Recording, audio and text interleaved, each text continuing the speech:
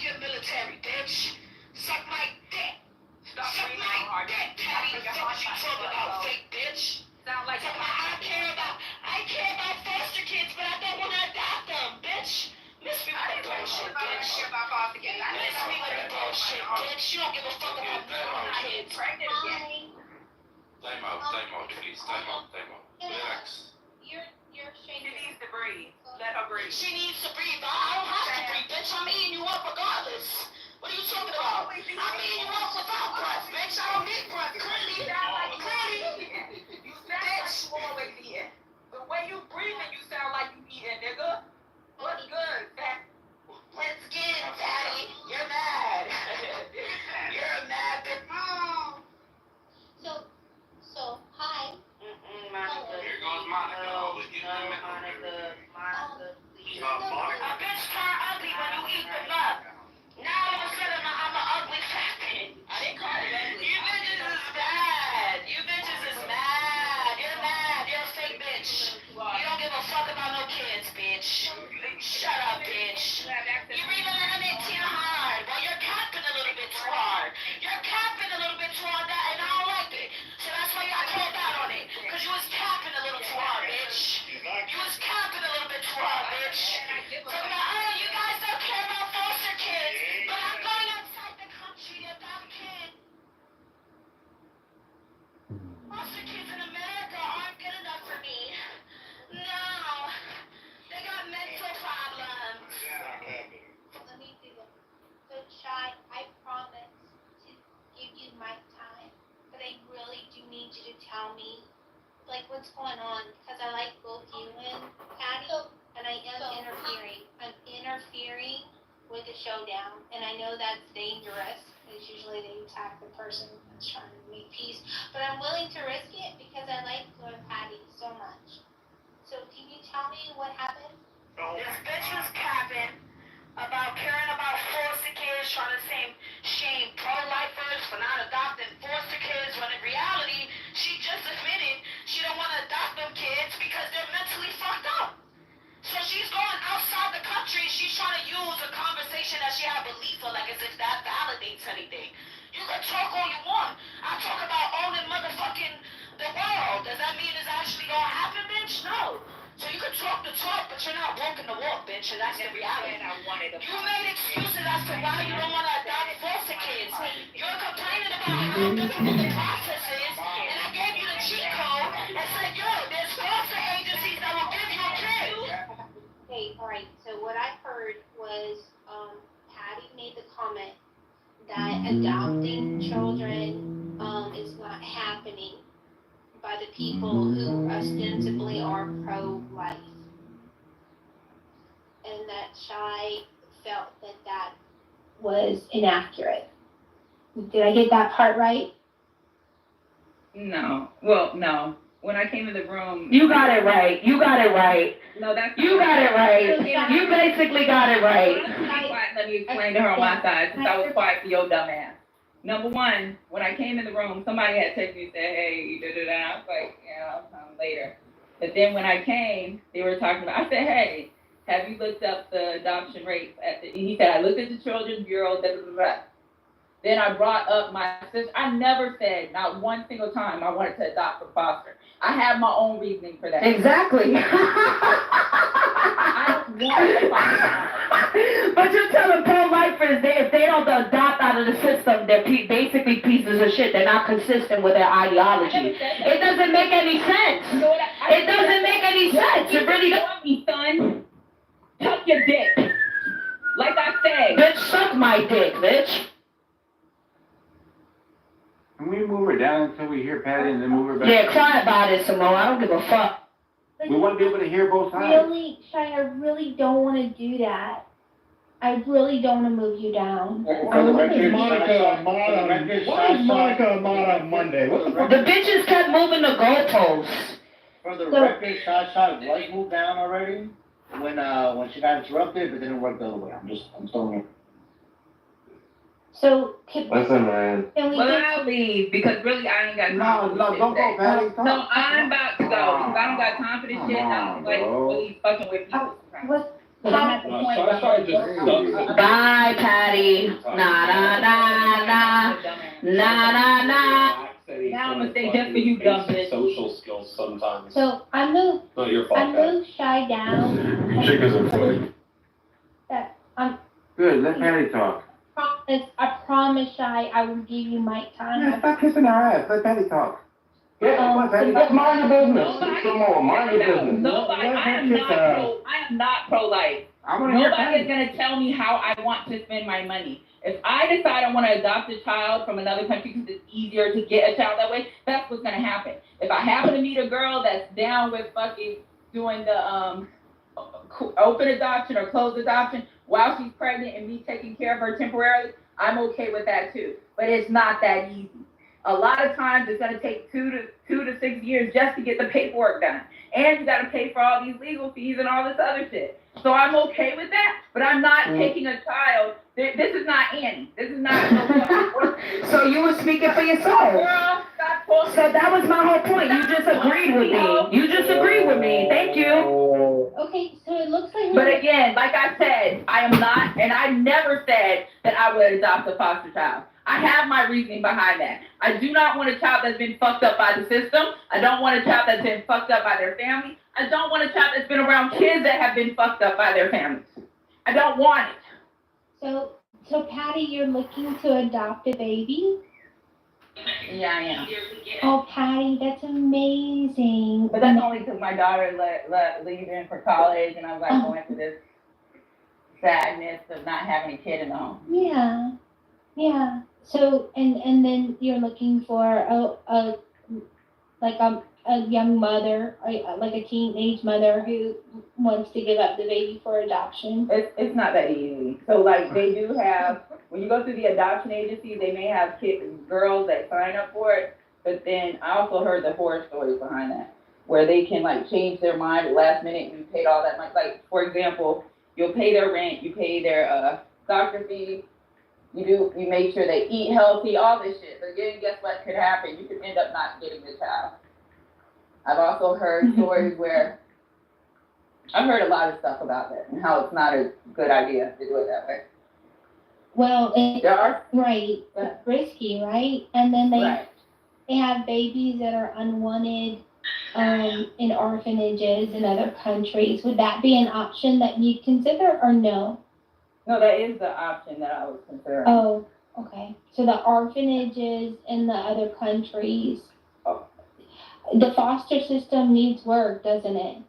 Did I tell you about the movie? So Monica, this is not okay because you asked for Patty to share her side, Yeah. and then Shasha's supposed to share her side, Yeah, but Crystal, now you are singing lullabies to Patty. you're not letting me work. Very cute.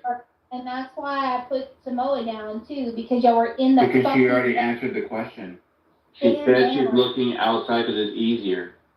So stand down. So there's a movie Okay. called Sound of Hope, the true story of Possum Trot. And it's about people adopting this little town in This is Alabama. honestly the funniest show Really probably on rural, Clubhouse. really poor people. Everybody hates But Monica. Did she not basically agree with what I claimed?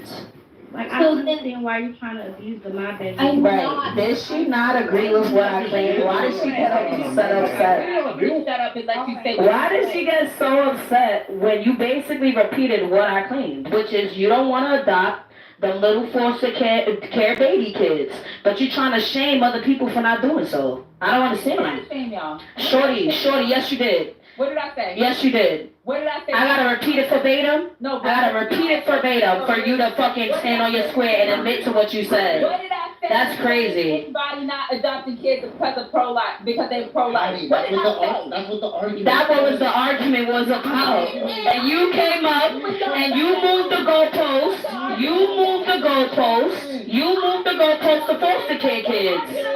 And you try to make it seem like pro-lifers. Why can I talk uninterrupted? What the fuck is going on? Can I talk uninterrupted? Can I talk uninterrupted? Look, now you screaming, bitch. Now you breathing hard. What's going on?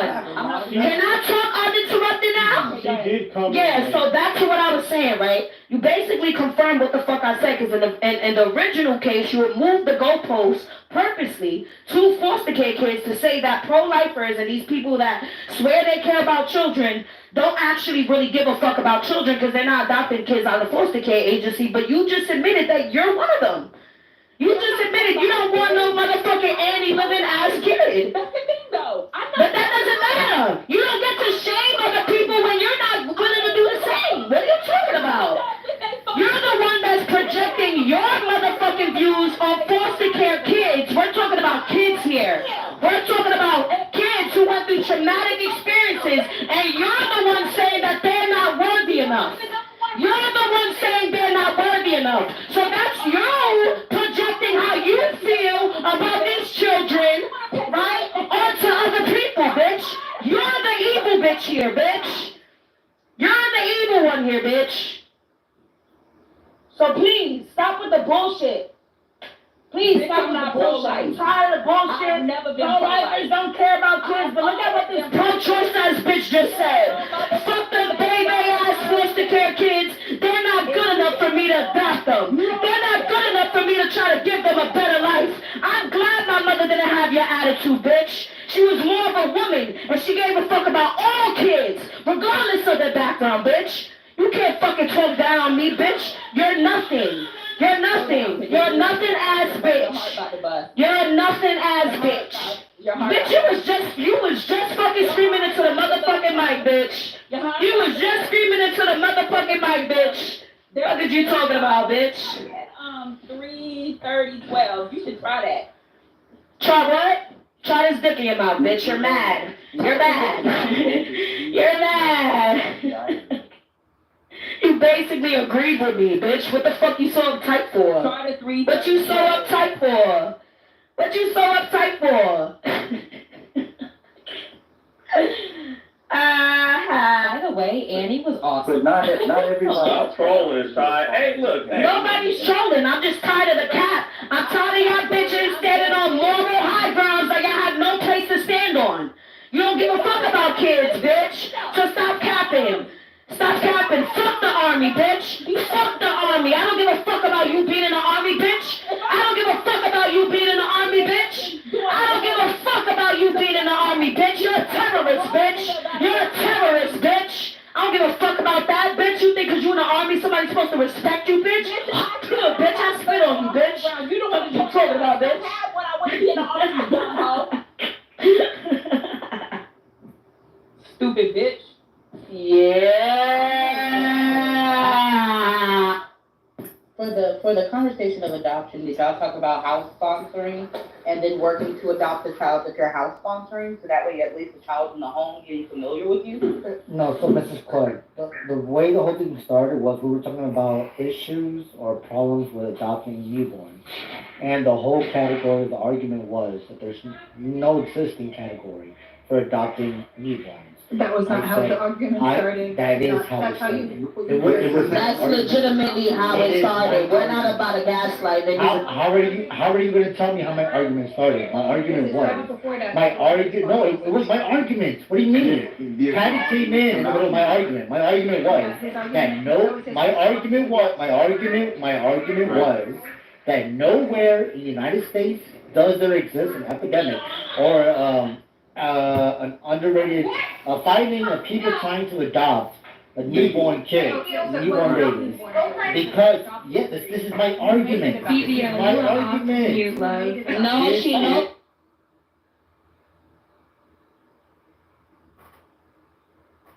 World, you guys chill. Like here's what I'm doing. Since the conversation is like moving away from what Benjamin was trying to raise a rascal, since we're paying you attention, right? Can you please try to be succinct? Because I don't think I ever heard it. Hold on. So wait a minute, I understand Rascal's argument. Rascal, what is it you make of this? It's an internal critique. Yeah, that was the other. So is saying, Roger Penrose is saying QM can move information. And relativity is saying I don't know anything about that. Information. I don't know, I'm not a fucking physicist. One of the hottest parts of science. Well, it's an interesting conversation. Yeah, I mean. I just don't know enough about it. I would prefer that conversation to the one that World is trying to have. Yeah, that's fine. I just don't know much about it. Well, I'll send you the link, that I was talking about. Don't that, send me nothing. Don't how- send me, I will send you many We're not links. interested. Don't send we're me not nothing. interested in talking about what in. Don't send me nothing, Ben. I'm not interested in your shit too, okay? I know, Don't send okay, me well nothing. then, thankfully, I'm not interested in your stuff either. I'm not So, can we interested, leave this- don't talk to me, bro. Okay, so you're It not seems like interested World in has like actual 12 explanation. words. Benjamin, we have listed, I'm gonna And then leave repeats the himself an awful You're not lot. interested in any So explanation. can we bro. find a way to move on? I think we're Okay. saying. Yeah, let's Let's move move on. on. World- Well, how about we do your just First step complexity was- after we do what Benjamin was talking about, because he did Solutions, want to right? go It's first. okay, Because I don't want to. Benjamin is talking how Please to don't control derail robots. this. World, please don't interrupt. I mean, I'll talk about it, but I don't think there's anything to it, ultimately. Yeah, I agree. But it like doesn't mean we can't talk about it. It's just to say like Necro's the only one that's even engaging Like on we that talked topic. about Right? lazy, I'm like not you get to interested be in Benjamin, talking. like he wants us to It's talk just- whatever he that's why I wants. told He's him so- to send Yeah, it. that was like an hour. I think World is just gonna talk over us until we make a decision about. whether to He carry on. hates Yeah, we're talking about, He hates we're me. continuing with the Roger Penrose discussion. Yeah, but Yeah. Benjamin, didn't Jordan say that? Didn't Jordan in the previous room say that he doesn't think that Penrose holds to that position or something like that? No, Penrose is wrong. Penrose has been very clear that he thinks that quantum mechanics is an explanation for consciousness. It's his new idea. He wrote a book called The Emperor's. I don't know what that means, yeah. I don't know why quantum mechanics would be an explanation for time. I thought he was an advocate of Mysterianism. Mysterion? Yeah, it's basically that consciousness is a mystery that, that will never be able to be explained. Well, I mean, isn't that, more sense? But isn't that question begging?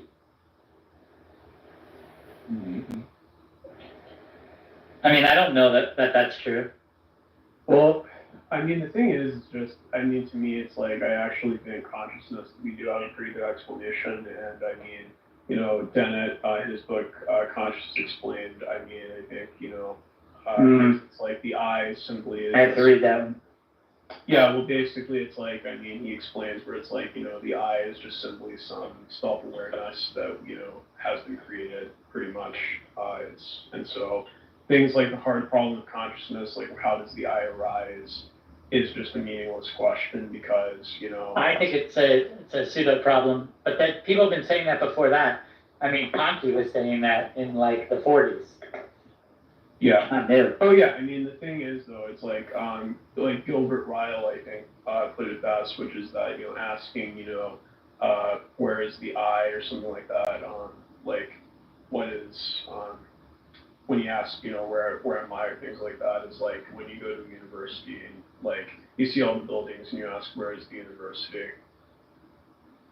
Yeah, so it's a conceptual notion that like essentially there's no real locality of the I. It's just essentially, I don't even think that the I is like, so I do think consciousness has a locus of origin, right? But I don't think that means that the I does. I think that's a projection. Yeah, I mean, but yeah, I know Roger Penrose like I've been reading through his book Emperor's New Mind. Daniel Dennett, I know in his book Consciousness Explained, he brought up Penrose because I think they came out shortly before Consciousness Explained. Do they believe that we're directly conscious of the objects of experience, or are we conscious of ourselves first and then the object of experience? Yeah, I don't know really how to answer that question. It sounds like, but like, I'll have to read up on it. yeah, I mean, just in general though, Dennett explains, simply like, the I is simply just, our awareness, like just awareness pretty much, that our mind creates pretty much. See, I think awareness to generally mean just like the ability to essentially be aware of the external like things around you, not necessarily the self, right? So I think like I call that like, that's a pre-reflective form of consciousness, which I think most animals have. I think they are aware of like the environment around them, but I don't think they're aware of themselves. I think people he link in the thinks that back. the I is more of the reflective consciousness. It's the Right. awareness that you're aware. Right. Yeah. It's the observation that you're able to make observation. Exactly. Yeah. Well, I mean, it's not as though they have a Believe. model that they don't match, like, of themselves, right? Like, so I have a model of myself, and then I match, like, my experiences in the world with me, right? Like, if I see my hand, like, touch something, I know that's my hand, I'm doing that, I'm touching that, whereas, like, they may be aware that their hand is touching something, but they don't draw it up into this, like, broader model of, like, of their identity, of, like, what they are, right? But even that, I mean, could be like on a sort of like continuum. Like there could be like what do you think of that, Russell? Like as far as it just being like maybe partial. Yeah, no, I think there's probably, because I think there's probably animals that do have that, right? I think probably that's going to be the case for like, like the great apes, like chimpanzees and stuff, which seem to have like an actual sense of wonder. I think they probably have a sense of self like a little more profound. Right?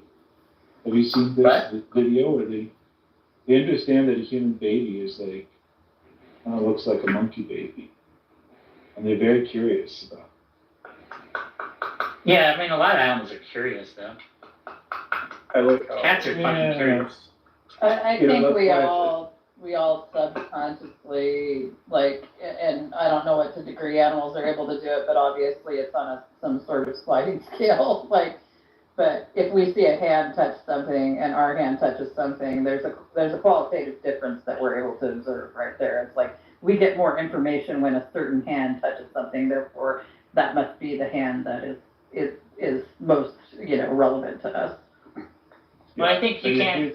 I don't think you experience like the parts of your body the same way that you experience like external objects, right? So it's a lived-in experience, even for animals. I put the link in the chat. I just want to call attention to the quote part, which says I was saying it a different way. Penrose hypothesizes that quantum mechanics plays an essential role in understanding human consciousness.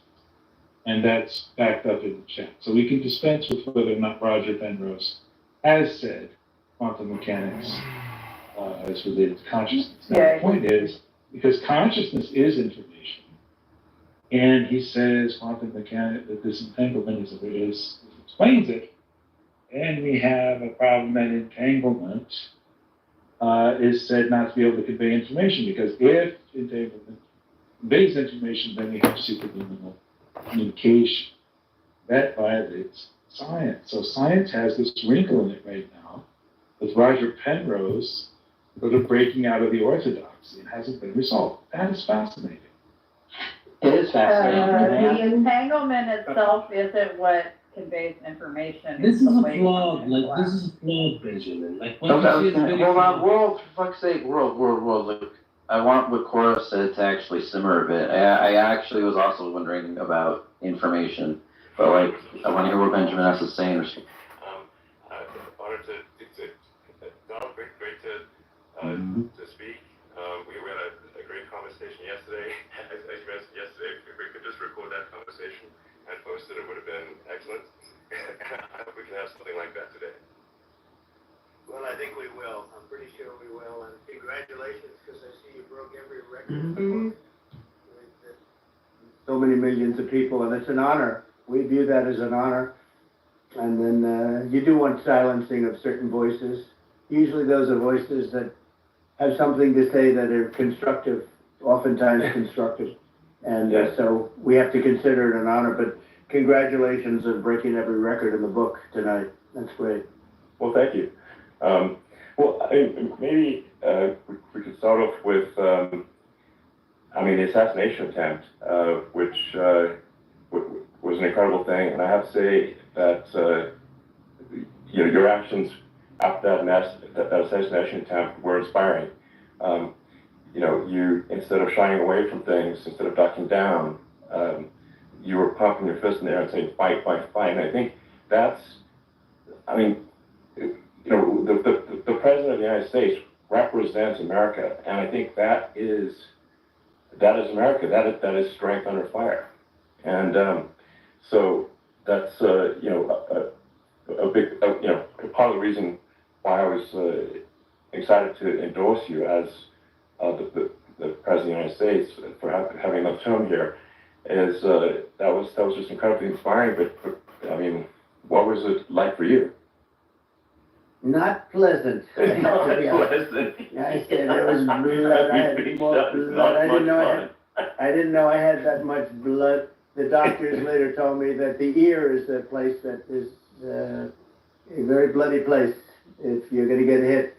But in this case, it was probably the best alternative you could even think about because it went at the right angle, and it was a hard hit. It was very, I guess you would say surreal, but it wasn't surreal. You know, I was telling somebody you have instances like this, or like a lot less than this, where you feel it's a surreal situation, and I never felt that way. I knew immediately that it was a bullet.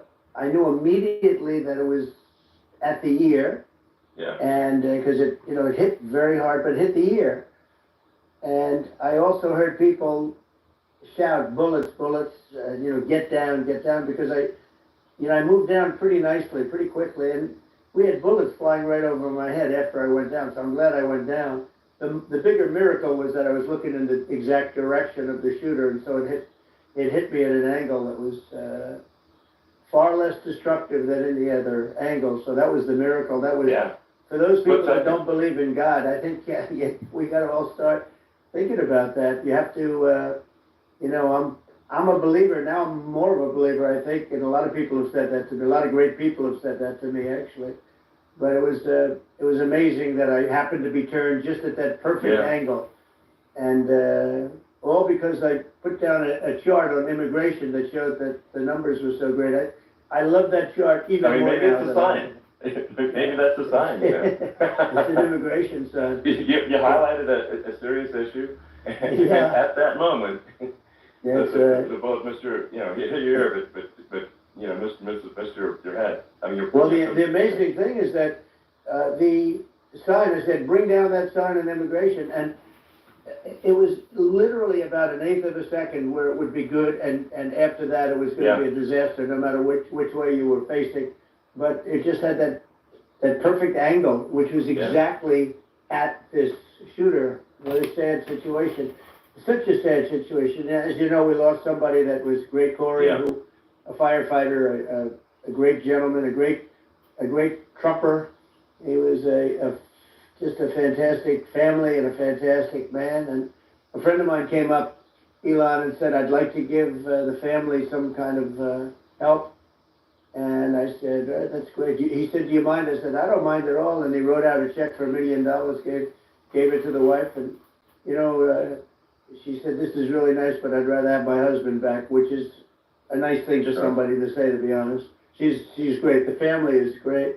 And we raised a lot of money for them and for two other gentlemen who are unbelievable people also. They were hit really badly. They thought they were not going to make it, and they did. The doctors in the Butler area, I tell you, they were incredible. They saved the two, and they were really hit tough, both of them, equally.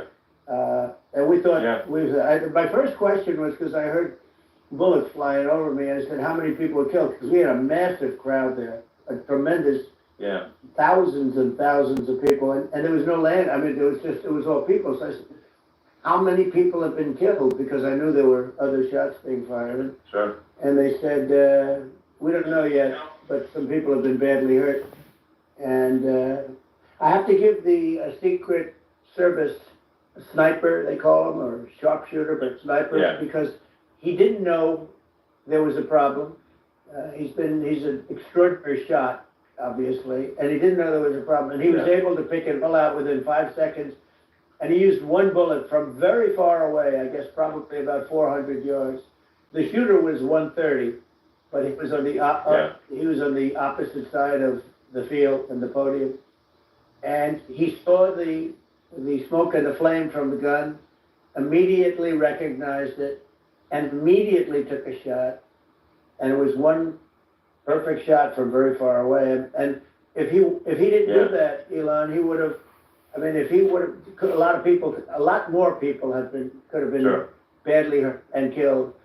So Yeah, I have to absolutely. take my hat off to him, because that's also a surreal, you know, he's been with them for 23 years, and he's never had anything like this, and all of a sudden he has to act, and it's a very tough thing to act and to be shooting somebody, but he saw the gun, saw the smoke, saw the flame from the gun, very far away. Obviously has very good eyes, he's got very good vision, which I assume you have to have in that particular work, but he took aim very quickly, and they say it was approximately 5 seconds from long range, one bullet.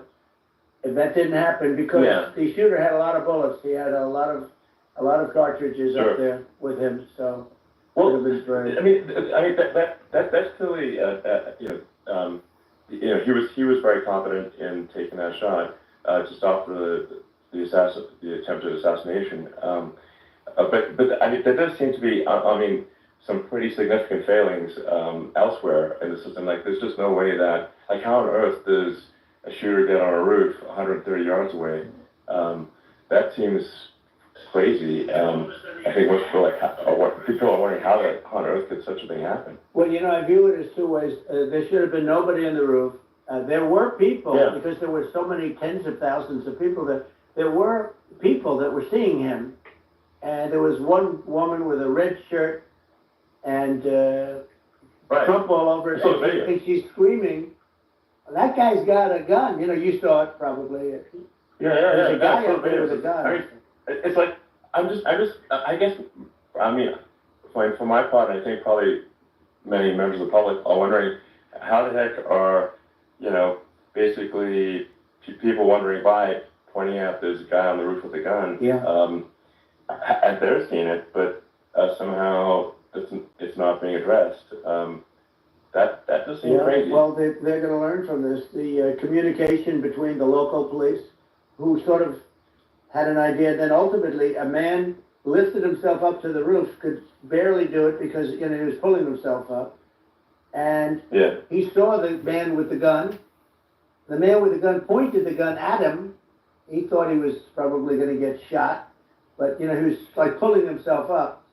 And because of that, he couldn't get to his gun, and he fell down, actually very badly hurt his leg, his ankle, here very badly, but he fell down.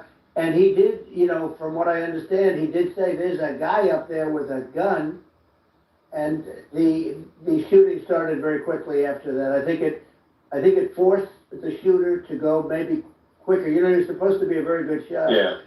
My sons, Don and Eric, they can't believe what happened, but they said from 130 yards, a bad shot would hit that target almost every time. They said it's like in golf, thinking a 2-foot putt. It's not a tough shot. It's not a long shot. The Secret Service person had the long shot. He had a triple golf. So it was a terrible thing. It's hard. I have to say this about the Secret Service. When I went down, and I went down based on, I think they're screaming, but other people also, because people saw this happen. You had so many people. One of the miracles was that nobody ran. I mean, if a gun goes off, the crowd control people showed us this. When guns go off, and it does happen in stadiums at a soccer match or some kind of a match, everybody flees. They call it a stampede, like cattle. But everybody, and a lot of people get killed with those stampedes. We had more people than you'd have at, some of these matches or these games, and nobody left. You get a small group behind us in the grandstand, and that was full, and you look at it as it was taking place, and normally they'd be running. They didn't. They saw that I was hurt. They saw a lot of blood, and they saw that I went down, and it's almost like they wanted to be with me. Well, out front, you had thousands, tens of thousands of people. As far as the eye could see, you had people in Butler, as far as the eye could see. And a lot of press, too. There were, many cameras on watching this. It's what makes it so different, because normally things happen that aren't good, but you never have a picture of it. Here we have all these cameras shooting it. So, sort of amazing. But one of the interesting things was that you didn't have anybody flee. You didn't have anybody stampede. Sure. Nobody. And there were some people behind me, they stood up and they're looking like, you know, I mean, I tell you, you want to have them in a foxhole with you. I want to meet some of those people because it's so different from what you heard. But so I was down, but the Secret Service guys, there were bullets flying right over my head. You could hear them go whizzing. And these guys came jumping on top of me, and a young lady, Kate, would jump. They moved so fast, and let me tell you, that took tremendous courage. Now, there was a lack of coordination. There was, you know, obviously everybody understands that that building should have been covered. And I mean, I think that, like, looking at the aerial views, that building would be like the #1 spot for a sniper. I mean, it's like if you were to pick, like, what is the favorite place? So if the goal is to assassinate, what's your favorite spot? That building. You're right. That building would be #1. That would have been the spot. It's like you can ask for a better location. It's like that would have been the spot. You know what people think is when the local policeman, who, by the way, you know, he really he did what he was supposed to do. He couldn't hold on any longer. And then when he got his head just peeking above, this guy standing there with a gun in his head, and when he fell down, again, hurt his ankle very badly, but he was making the calls. But what happened is the firing took place very soon. So what they think is that this guy ran to his site, which he had all planned out with the gun. He ran to the site and he started shooting fast, and maybe that's why he sort of missed. I mean, you know, he got it, but it could have been a much bigger problem. But he totally would have hit if you hadn't turned your head. So, like, you know, there was it was a very near thing. It was a miracle. If I hadn't turned my head, I would not be talking to you right now. As much as I like you. Exactly. I would not. I would not. I mean, talking to you from another realm. Yeah, that's right. We'd be talking from a different place. But it was a very terrible experience. The Butler Hospital, they did such a great job. The doctors were so good. Everybody was so good. There was a mistake. If somebody knew, because people were hearing, you know, there was just a bad feeling that there was somebody was around. You know that story now. It's been if somebody could have said, because they've oftentimes said, you know, like there'd be a lightning storm or something. Because I've done, I think over 300. I think I did a lot more than that, but we did a lot. And oftentimes they'll say, "Sir, could you wait 10 minutes, please? Sir, could you wait 20 minutes? There's a storm overhead or lightning or something," right? And that happens often. And this would have been a perfect time for that to have happened, but it didn't get coordinated. That was the problem. Well, it was I think your actions in the heat of fire, and you know, like what I found admirable there was that you can't fake bravery under such circumstances. The courage is instinctual, or it is not. It's not a rehearsed action. And so I just want to say that I think a lot of people admire your courage under fire there. And so thank you very much. I appreciate it. I didn't think of it. I just wanted to get up, and I wanted to stand up. I wanted to let people know. You know, I felt I was good when they were on top of me, covering me, actually, very much covering me, and very bravely. But I wanted to get up. I said, I want to get up, and they wanted. You know, they have everything there. They wanted stretcher. I didn't like the stretcher. And I knew I was hit in the ear, but I knew I wasn't hit anywhere else. They felt I was hit someplace else because it was such a lot of blood. And they were sure that I was hit someplace else. And they were saying, "Sir, you were hit more than the ear." I said, "Nope, I was hit in the ear. I want to get up.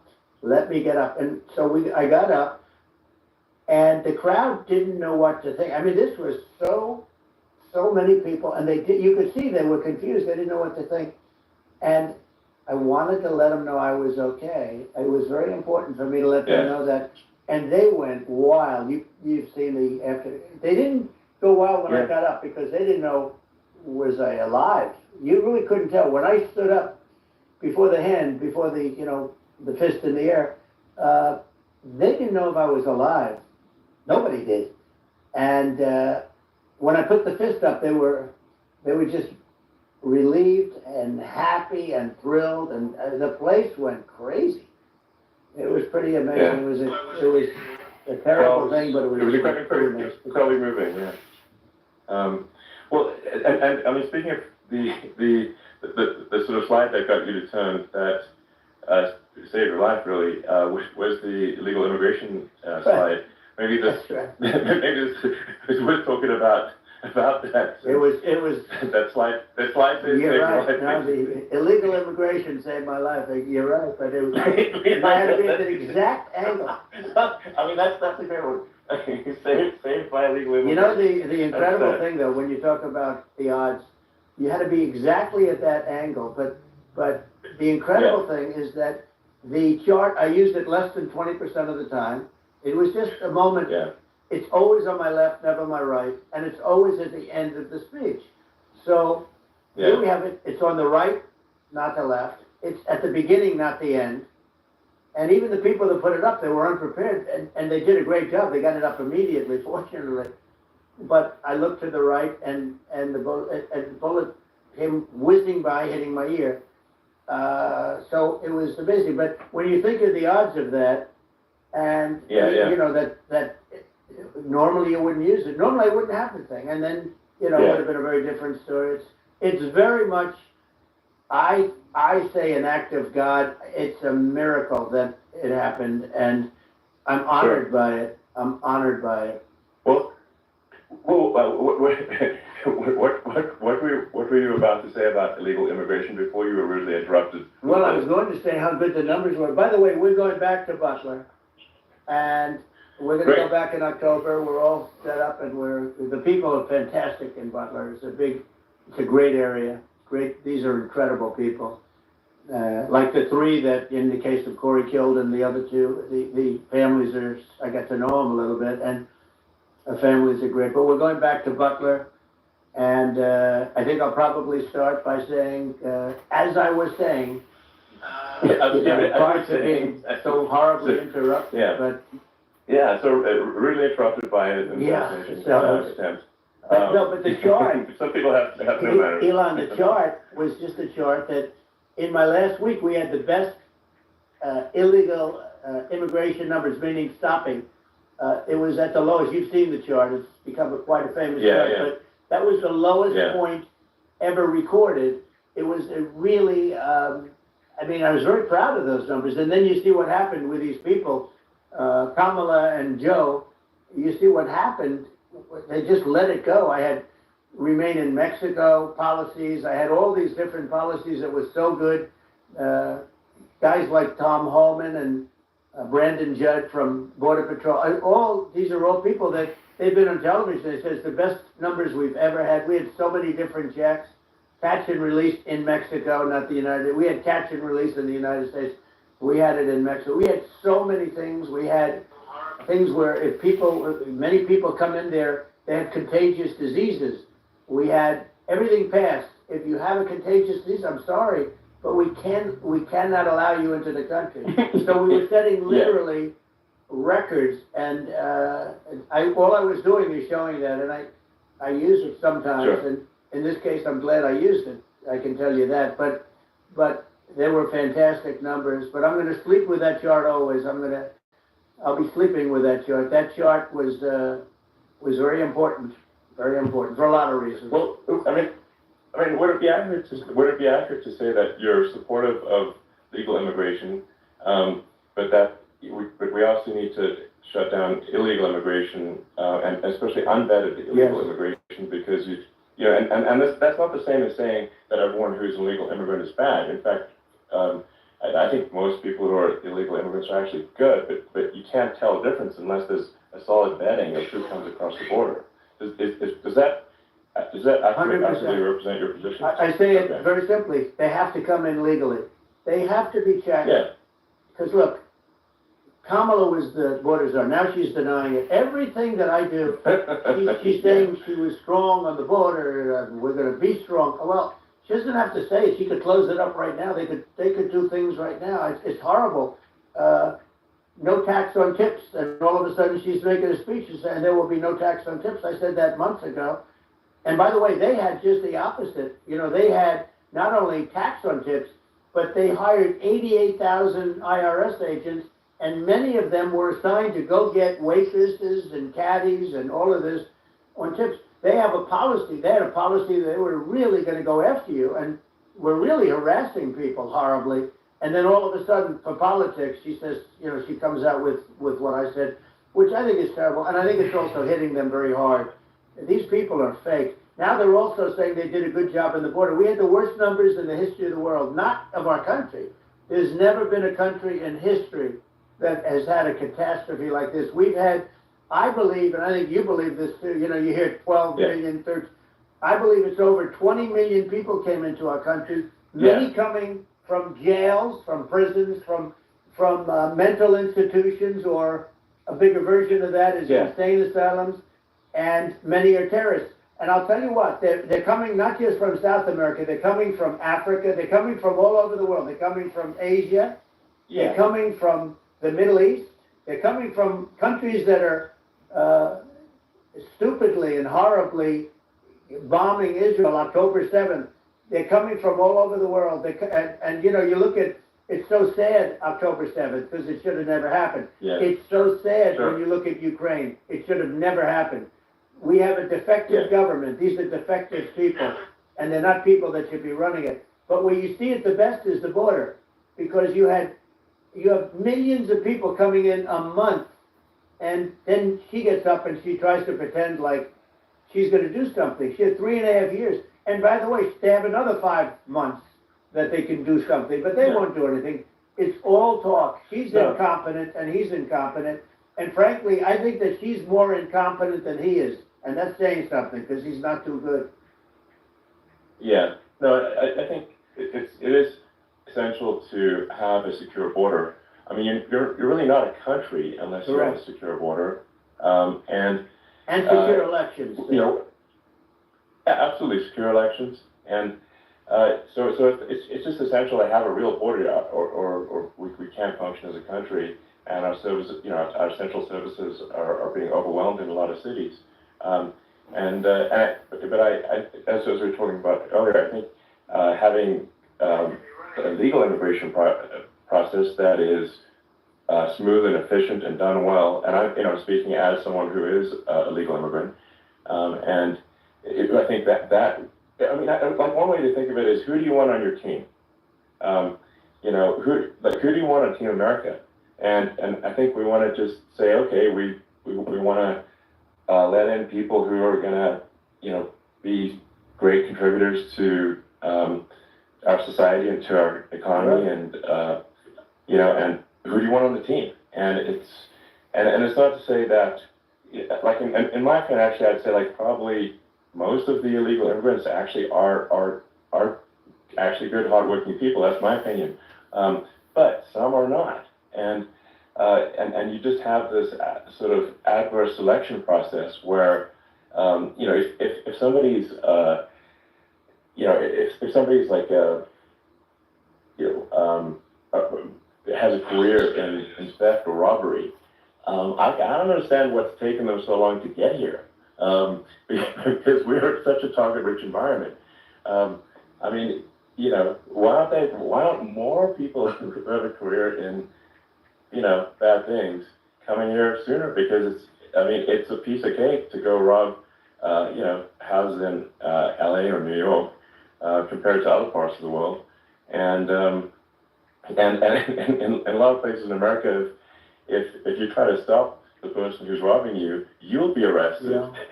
So it's right. I mean, what's happening with crime, and our police are so good, but they're not allowed to do their job. But I have to tell you, Elon, I hate to say, because it's such a downer to say it. I hate to say it. I hate it. But you have a lot of people that just shouldn't be. I think it's a much bigger number than you think. They're allowing, allowing people from their jails. And if you were running one of these countries where they're coming from, you would have had all of them. As an example, Venezuela, their crime is down 72%. They're taking their drug dealers. They're taking, frankly, their prisoners. They're emptying out their prisons. They're taking their criminals, their murderers, their rapists, and they're delivering them into. But that's what Castro did. Yeah, well, he did on a much smaller scale. Yeah. It was a much smaller scale. But this is a massive scale, because this is being done worldwide. But here's what's happening: crime all over the world is down. And wait till you see the numbers that we have. You know, this is migrant crime. This is crime that's going to be. Yeah. And I saw it today in New York where somebody was knifed, where they raped the girlfriend of a man that stood there watching in New York in one of the shelters, and started pulling out the knives, and bad things happened today. But this is happening every day. These are rough people. These are people that are in jail for murder and all sorts of things, and they're releasing them into our country, and they're telling them, if you come back, we're going to kill you. We're going to give you the death penalty or kill you. So they don't want to come back. But these are rough people. Yeah. These are criminals that make our criminals look like nice people. And it's horrible what they're doing. And she's in charge of it because, you know, now she's trying to say she had nothing to do with it. And she's such a liar because she was called the border czar the first day, and it was on the headlines of every newspaper. She's the border czar. And she never even went there. She went to one location which had nothing to do with where the problem is. You know, she went in and out, I guess, because she was getting a lot of pressure, but had nothing to do with the problem. But she was the border czar, and people can't allow them to get away with their disinformation campaign. Now she's trying to say that she wasn't really involved, and the whole thing is horrible. She was totally in charge. She could have shut the border down without him. He didn't know what he was doing anyway, so he wouldn't have even known what happened. You could shut the border down, he wouldn't even know the difference. But the fact is that she was border czar. But if you don't have to call her that. The fact is you could just call her, she was in charge of the border, and the border was the worst ever. It's simply not working. No, it's horrible. Whether it's a question of intention or competence, either way, we don't have a secure border, and we have people streaming over like it looks like a World War Z zombie apocalypse at times. And you know, sometimes you got to sort of wonder, like, is it real or not? So because you see things, you're like, is it real? So I went to the border at Eagle Pass, and I saw for myself in Texas, and I was like, okay, it's real. I'm like seeing this in real time. I actually posted the video like just live. I just flew there one day and just to see, hey, is this made up or real? And I'm just seeing people stream across the border, and I have to say, you know, at least the people that I saw did not look friendly. You know, these are people can look at my video and say, hey, you know, these people look friendly. I don't look super friendly. So these are people that Elon would not be the same man if he had to walk across the street and look these people in the eye. These are rough people. These are really rough people coming across. And I know rough people. And these are people that we don't want in our country.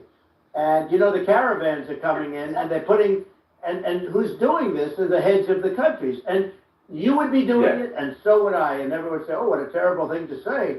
The fact is, it's brilliant for them because they're taking all of their bad people, really bad people. And I hate to say this, the reason the numbers are much bigger than you would think is they're also taking their non-productive people. Now, these aren't people that will kill you. We have enough of them.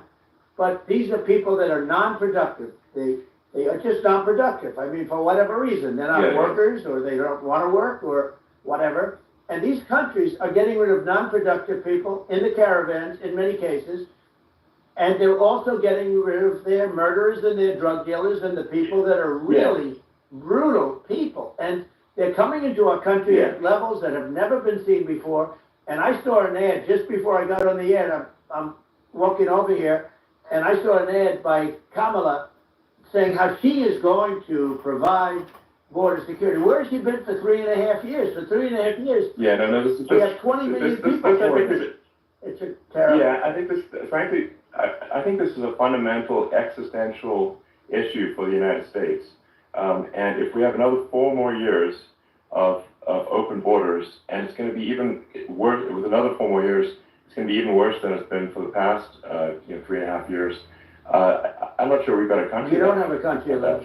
Elon, if they get in, you will have 50 to 60 million people from all over the world, not South America only. You know, we think of South America, we think of Honduras and El Salvador, Guatemala, and Mexico, you know, the 4.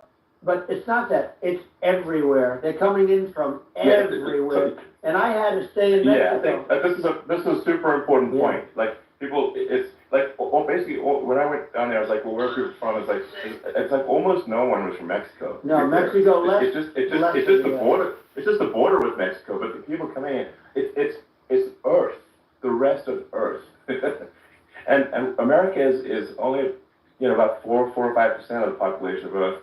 It would only take a few percent of the rest of Earth to overwhelm everything. We're already overwhelmed, Elon. We're overwhelmed. You had to see the news tonight about New York, and I love that place, and what they're doing to it is horrible, what they're doing to it. And all the courts do is they try and focus on Trump. Okay, let's focus on Trump, who did nothing wrong. I complain about a rigged election. Elon, what's happened is unbelievable. You have from Africa, from the Congo they're coming, from the Congo, and 22 people came in from the Congo recently, and they're murderers, and they drop them, they take them out of jails, which is very expensive, to maintain the jails, although they don't do too much maintaining, I can tell you. But they take them out of jails, prisons, they take them out, and they bring them to the United States. They deposit them in the United States and say, don't ever come back or you're going to be executed. And they don't want to come back, but they won't come back. Sure. But they're coming from Africa, they're coming from Asia, they're coming from the Middle East, they're coming from South America, they're coming from everywhere. And there are a lot of really bad ones. It's just an everywhere on Earth thing, and it's just not possible for the United States to absorb, everyone from Earth, or even a few percent of the rest of Earth. It's just not possible. So, well, Elon, we're going to have, to finish this up, we're going to have the largest deportation in history of this country, and we have no choice. Otherwise, we're going to have a country, what they've done to our country. Think of it, in Venezuela and in some of these other countries, crime is down 50, 60, 70, 80%. And you would be the same. You would have. Yeah. I'll tell you what, Venezuela has not gotten rid of all of them. They've gotten rid of about 70% of their really bad people. Their jails are about 50% put into the United States. The same with other countries. Some are at 30%, some are at 50%. They're all different. But the bottom line is they're all going to be at 100%. Why wouldn't you put 100% of it? And they're doing it right now while this third-rate phony candidate, don't forget, I beat Biden.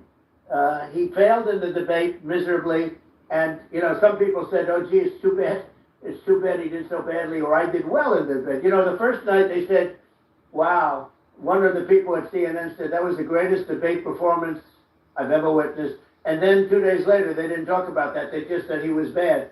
But that's okay. That's the way I get treated, and I don't mind that at all. What I can tell you is this. We cannot have a Democrat. We cannot have her. She's incompetent. She's as bad as Biden in a different... Look, she hasn't done an interview since this whole scam started. And say what you want. This was a coup. This was a coup of a president of the United States. He didn't want to leave, and they said, we can do it the nice way, or we can do it the hard way. They just took him out back behind the shed and basically shot him. What they did with this guy, and I'm no fan of his, and he was a horrible president, the worst president in history. And one of the reasons he was so bad, first of all, the Israeli attack would have never happened. Russia would never have attacked Ukraine, and we'd have no inflation. And we wouldn't have had the Afghanistan mess, if you think of it. And we wouldn't have had Afghanistan. But we think of it, you take a few of those events away, and we have a different world. We would also have inflation was caused by oil. I think you make an excellent point here, which is that when other countries can, that are thinking about invading or doing bad things, when they're thinking about that, they're thinking about, okay, what's the American president going to do? And do they fear the American president, or is there someone they do not respect and do not fear? And I think they would rightfully be. I mean, look at that, the footage of the assassination. They're like, okay, President Trump is like, don't mess with me. I mean, that's like, whereas I think people are not going to be, and they obviously have not been at all intimidated by Biden, and they certainly will not be intimidated by Kamala. And you have to really think of that in the context of global security. That if the American president is someone that, like, evil dictators are scared of, that makes a huge difference to the security of the world. So I had a good relationship with Putin, despite the Russia hoax that lasted for over 2 years. It's just a hoax created by Hillary Clinton and Adam Shifty Schiff, some just bad people, just sick people, frankly. I mean, Schiff is a sick person. He's going to end up probably being a senator. It's hard to believe. The whole thing is hard to believe. But, they put our country in danger with that stuff, too. They actually, when they make up stories, and you have to fight your way out of it for a long time. But I know Putin very well. I got along with him very well. He respected me, and it's just one of those things. And we would talk a lot about Ukraine. It was the apple of his eye. But I said, don't ever do it. Don't ever do it. I shut down Nord Stream 2. That was the big oil pipeline, the biggest pipeline in the world going all over Europe. I shut it down. Biden came, and then they say, I loved Russia. I was a friend of Putin, and I loved Russia. No. He actually said to me one time, he said, if you're my friend, I'd hate to see you as an enemy. I shut down his pipeline. The biggest pipeline, they were looking at that to fund, and this pathetic president gets in there, and the first thing he did, one of the early things he did is he shut down Keystone XL pipeline, which is our pipeline, that would have employed 48,000 people, pipeline workers, shuts it down. That was, a massive job that Obama refused to allow. Yeah. I allowed it in my first week because it was jobs and it moved oil. And by the way, in a much more environmentally friendly way. It's underground. It's not a truck that catches on fire or a train that catches on fire. But think of it. He shut down the XL pipeline, the Keystone XL pipeline. Yeah. He shuts that down and he approves the Russian pipeline. Yeah, it doesn't make any sense. It's inconsistent. Certainly, but I mean, I think it's just worth emphasizing to listeners the immense importance of whether the United States president is intimidating or not intimidating, and how much that matters to global security. Because there's some real tough characters out there, and if they don't think the American president is tough, they will do what they want to do. I know every one of them. And that puts it puts the whole world in danger. Elon, I know every one of them, and I know them well. I know Putin, I know President Xi, I know Kim Jong-un of North Korea. I know every one of them. And let me tell you, people will say, oh, this is terrible. He said, I'm not saying anything good or bad. They're at the top of their game. They're tough, they're smart, they're vicious, and they're going to protect their country. Whether they love their country, they probably do. It's just a different form of love, but they're going to protect their country. But these are tough people at the top of their game. And when they see a Kamala or when they see Biden, Sleepy Joe, they can't even believe it. They can't believe this happened. All the stuff that you're seeing now, all the horror that you look at Israel, they're all waiting for an attack from Iran. Iran would not be attacking, believe me. When I was there, and I say it with respect, because I think we would have been good with Iran. I don't want to do anything bad to Iran, but they knew not to mess around. Iran was broke because I told China, if you buy from Iran oil, it's all about the oil. That's where the money is. But if you buy oil from Iran, you're not going to do any business with the United States. And I meant it. And they said, we'll pass. They didn't buy oil. Other countries likewise. If you want to buy, you're not doing business with the United States. And they were at a point where they had no money for Hamas. They had no money for Hezbollah. They had no money for any of these instruments of terror.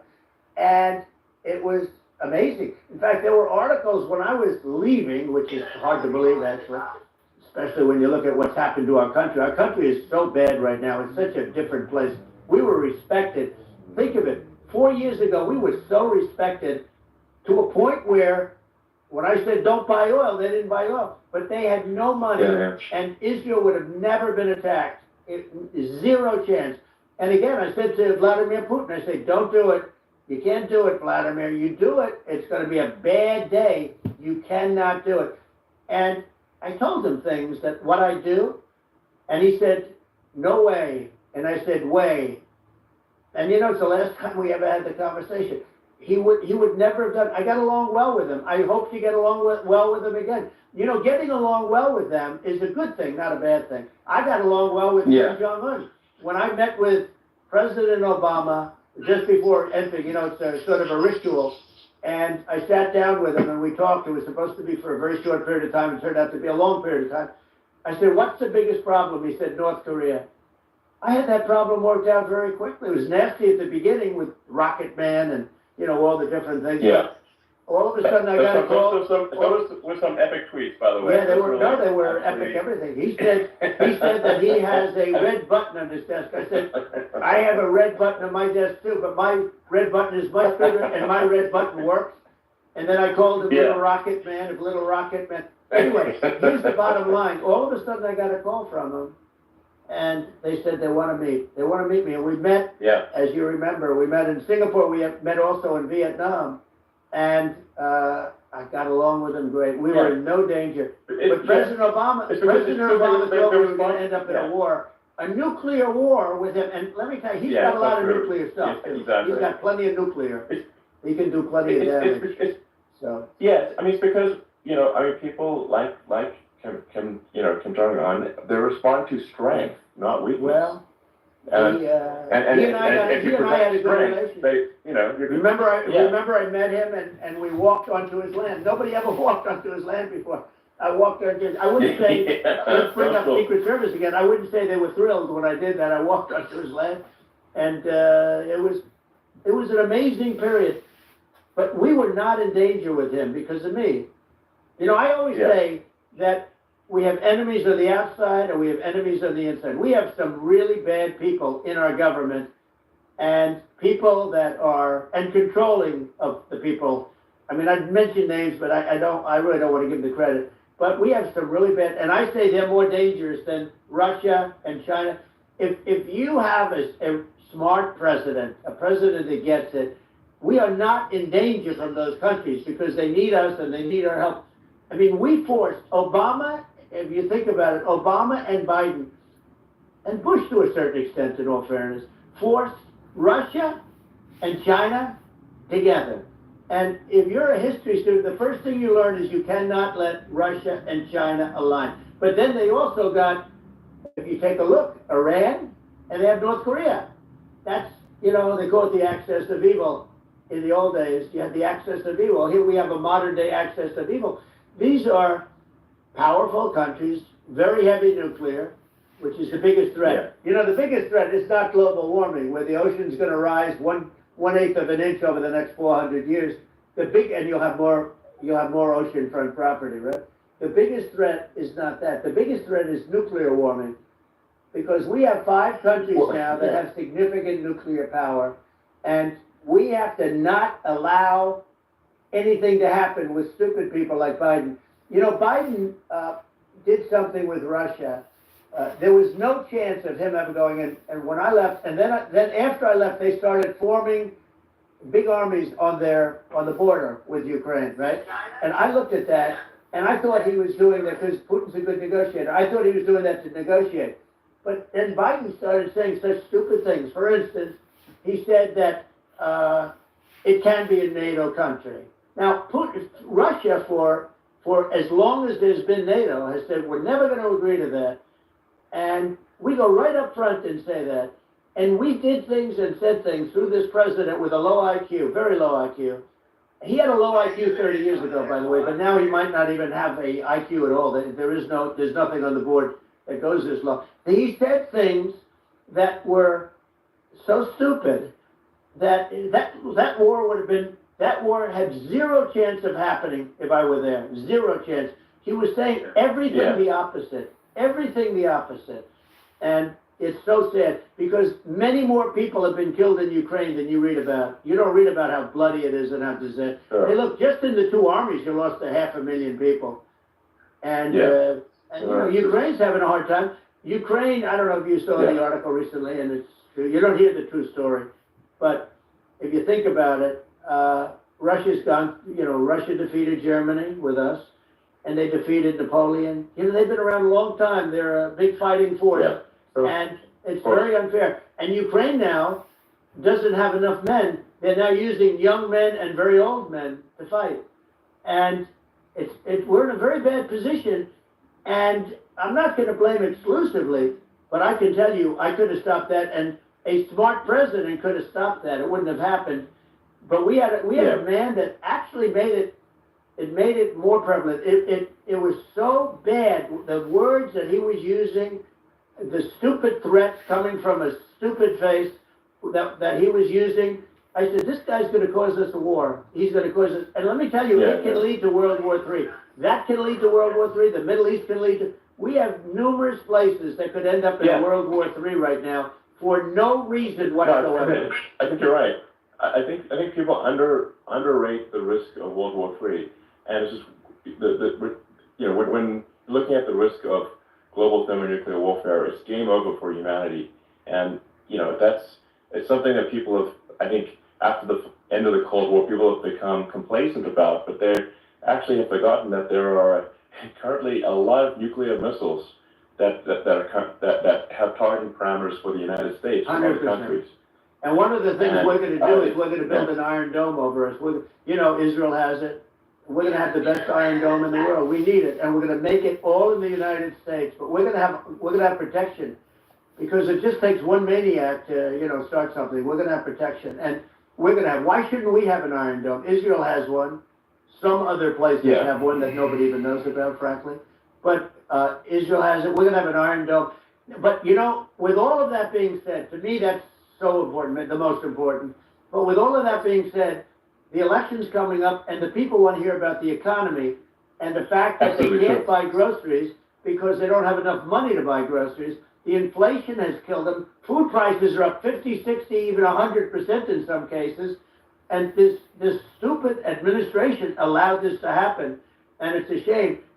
And that's the thing that people most care about, in my opinion. They care about the border a lot, and we discussed the border at great length. It's nice to have a forum like this where I can discuss something at length. And by the way, do you think Biden could do this interview? Do you think that Kamala could do this interview? They would take a pass on you. No, they could not. So they don't need Elon. They don't need Elon screaming out questions. It's pretty sad when you think that somebody that does this for a living can't answer a question or is afraid to do an interview. And in her case, with a very friendly interview, she's got all friendly interviewers.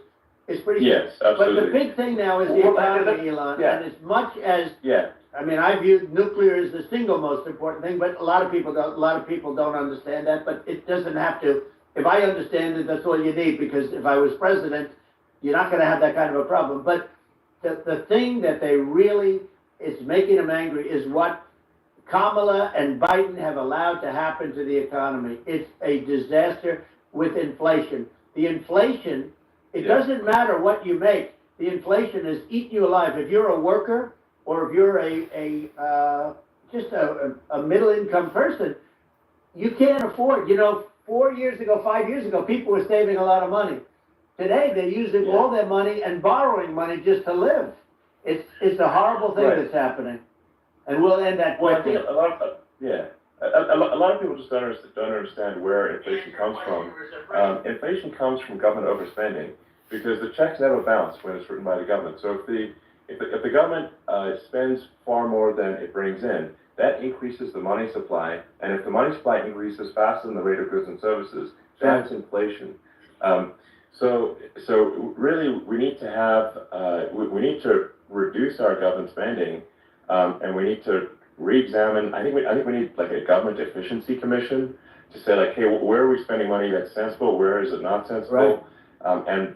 And we need to live within our means. We're currently adding, I think, $1 trillion to the deficit roughly every 100 days. That's right. And the interest payments on the national debt have now exceed the defense budget. It's on the order of $1 trillion. It's interest. And it keeps growing. I rebuilt our military, largely rebuilt our military, did a great job on it, which was so important. We had jets, we had fighters that were, and bombers that were 70 years old. We did a great job in that. Then we gave 85 billion of it back to Afghanistan, if you can believe it. We gave them 85 billion. They're one of the largest sellers of military equipment in the world. They're selling what we gave them. That was one of the most embarrassing days in the history of our country. But if you think about, let's go back to the economy. We have to bring energy prices down. Energy started at the price of gasoline.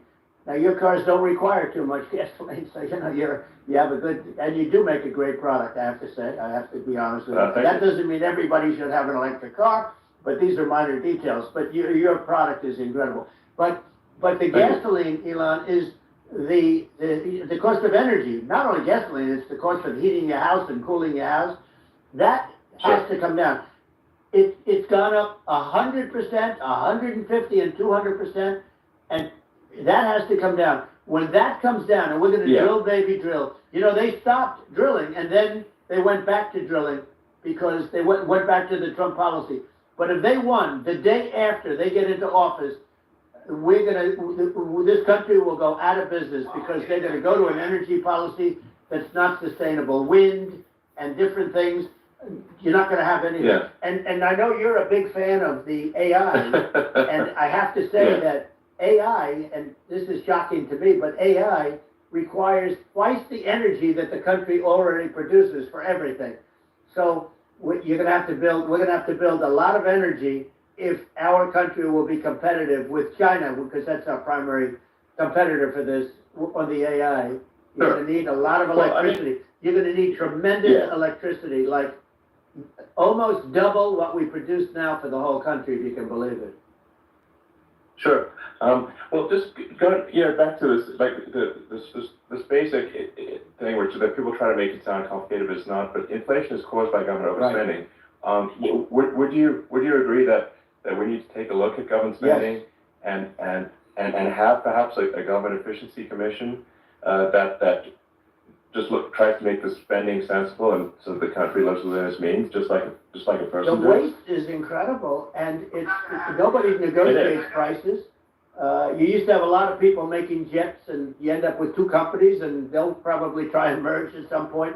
I mean, I went through it, like Air Force, just a thing like Air Force One. One of the first documents they asked me to sign, a general said, "Sir, would you please sign this document?" And what is it?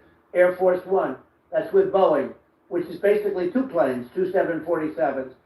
And the price was $5.7 billion for two planes. Now they're highly sophisticated. They're even nicer than your plane, okay? But much more sophisticated. They're very, I won't say what's on it, but they got a lot of stuff on it. Anyway, but it's 5.7.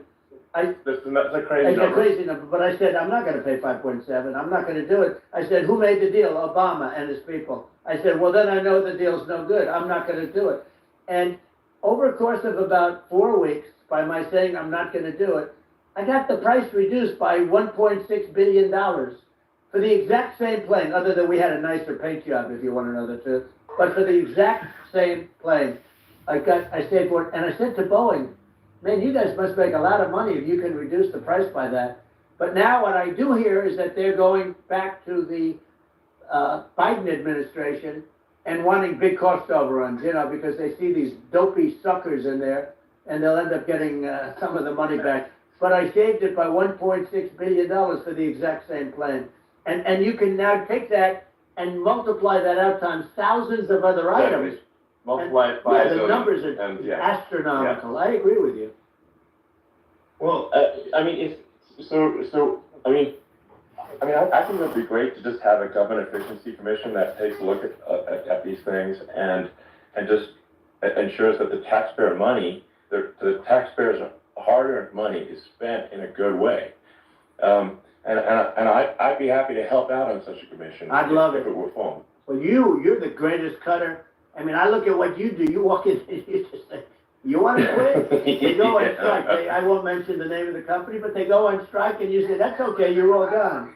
You're all gone. So every one of you is gone, and you are the greatest. You would be very good. Oh, you would love it. But, if you look at Argentina, well, if you have to by the way, congratulations. I just looked at the number of people that are listening to you and I chat. We'll call it a chat. But congratulations. This is very good. I mean, it's great. And you're an interesting character.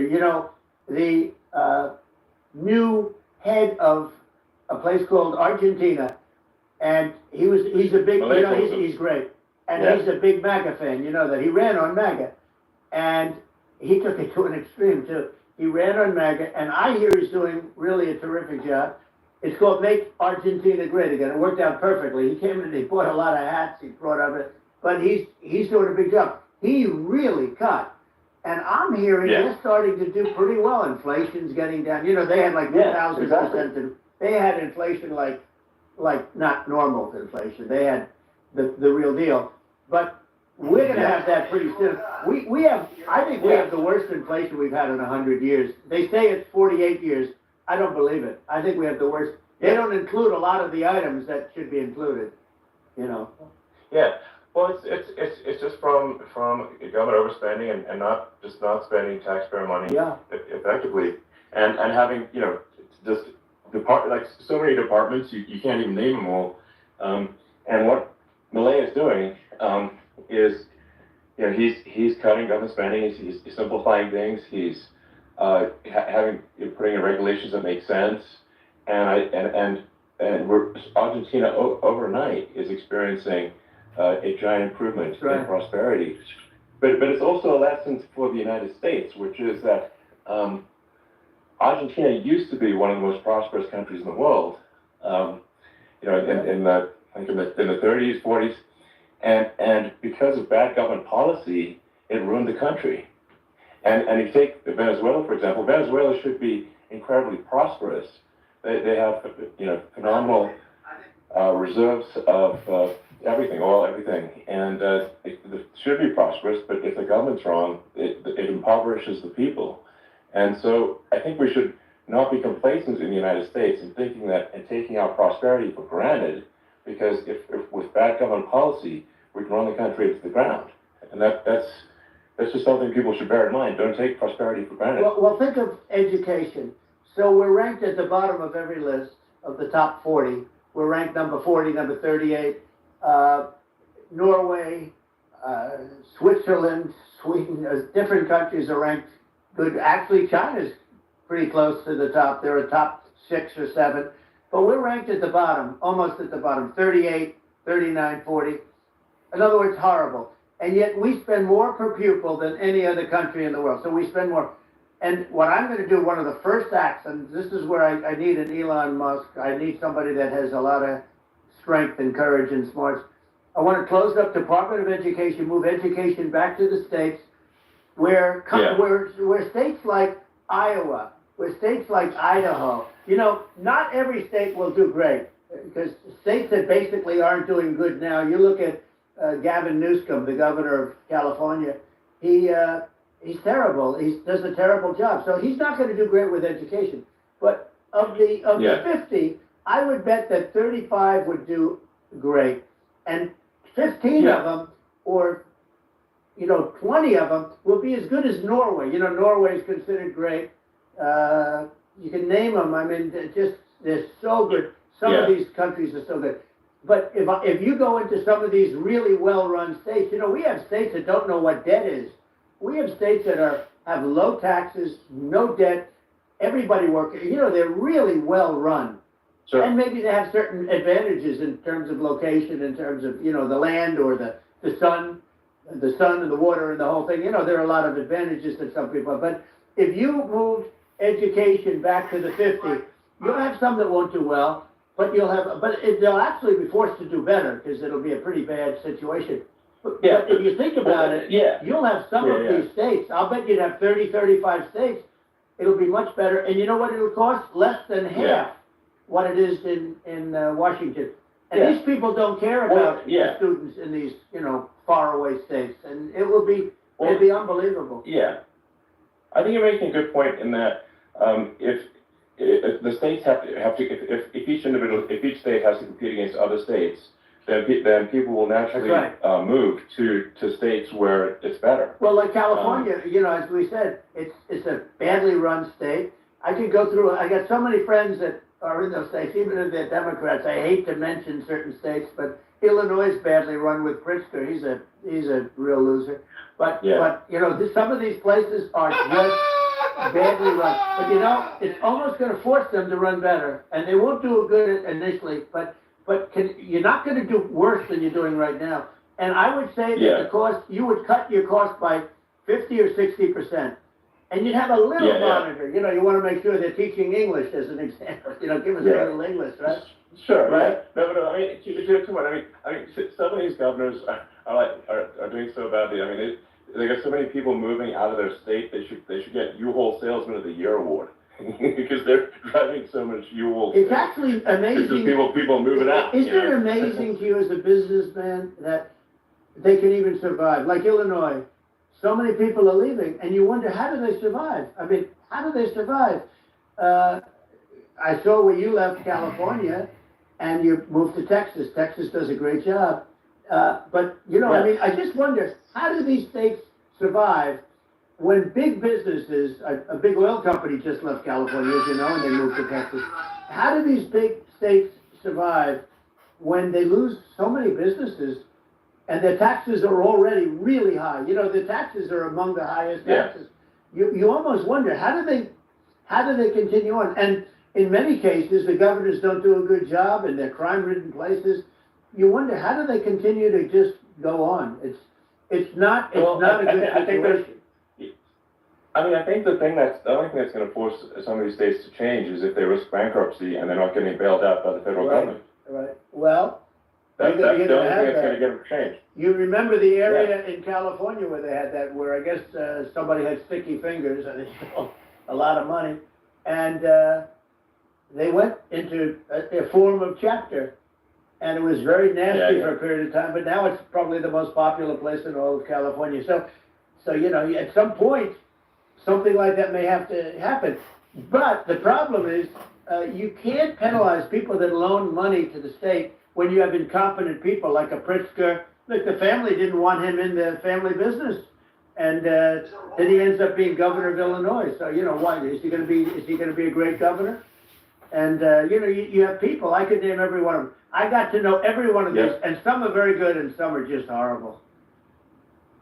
Well, I think that, I mean, a lot of the point here, too, you know, as you're saying, like you know, a lot of people are concerned about the economy, a lot of people are concerned about inflation, and inflation is effectively a tax on people that save money and for people that are working day to day. It's just a form of taxation. And if we can solve the government spending problem, we'll solve the inflation problem, people will have a better standard of living, and that's a really big deal. Well, the people that got hurt worst are the people that did it the way they were taught to do it all through, you know, their younger life and their young life and their whole life. The people that saved money, and then they got no interest on their money, and inflation destroyed them. And frankly, they were almost better off if they didn't do anything like that. I mean, those people have been absolutely decimated, and we're going to bring those people back and help those people. We've got to get the prices down. You know, when I look at bacon costing 4 or 5 times more than it did a few years ago, when you look at some of the food products in grocery stores, people go, they can't believe it. They used to be able to buy a whole cart, and today, you know, a lot of people just don't have the money. They go in and they can't buy anything. They look at it's sticker shock. They call it sticker shock, right? I think it really just comes, like I said, I think it just comes down to really, I guess, two things, which is that if you solve government overspending, you solve inflation, which improves living standards of the average person, and then if you deregulate, like have sensible regulations, so because a lot of the regulations are nonsensical and cause the cost to be extreme for no reason, but unless you've got effective deregulation, like Reagan did a great job on deregulation in the 80s, but it's been 40 years since we hadn't anyone really, I mean, during your administration, we made some progress, but I think the opportunity to make, I think, radical progress with sensible regulation, and if you, those two things, those are the big deals. We set a record. We did more deregulation and more restrictions on all of the different businesses than any other president. Remember, I had the rule for everyone we put in, you have to get rid of 10 or 12. And we did radical cuts on all of that. And a lot of that's being put back by this administration. And we did radical cuts on things that weren't necessary. But we were all set. You know, we had the best economy ever maybe in the world. And then what happened is COVID came in. And we had to focus on that. And nobody knew what it was. And I always say I got good marks on economy, good marks on military. We knocked out ISIS. We did so many different things. We rebuilt.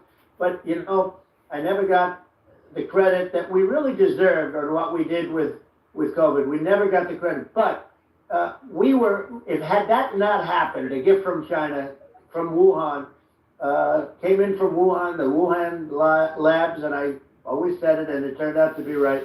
But had that not happened, we were set to start reducing debt we're gonna reduce taxes further. I gave the largest tax cuts, and we were gonna reduce taxes still further for middle income people, not only businesses.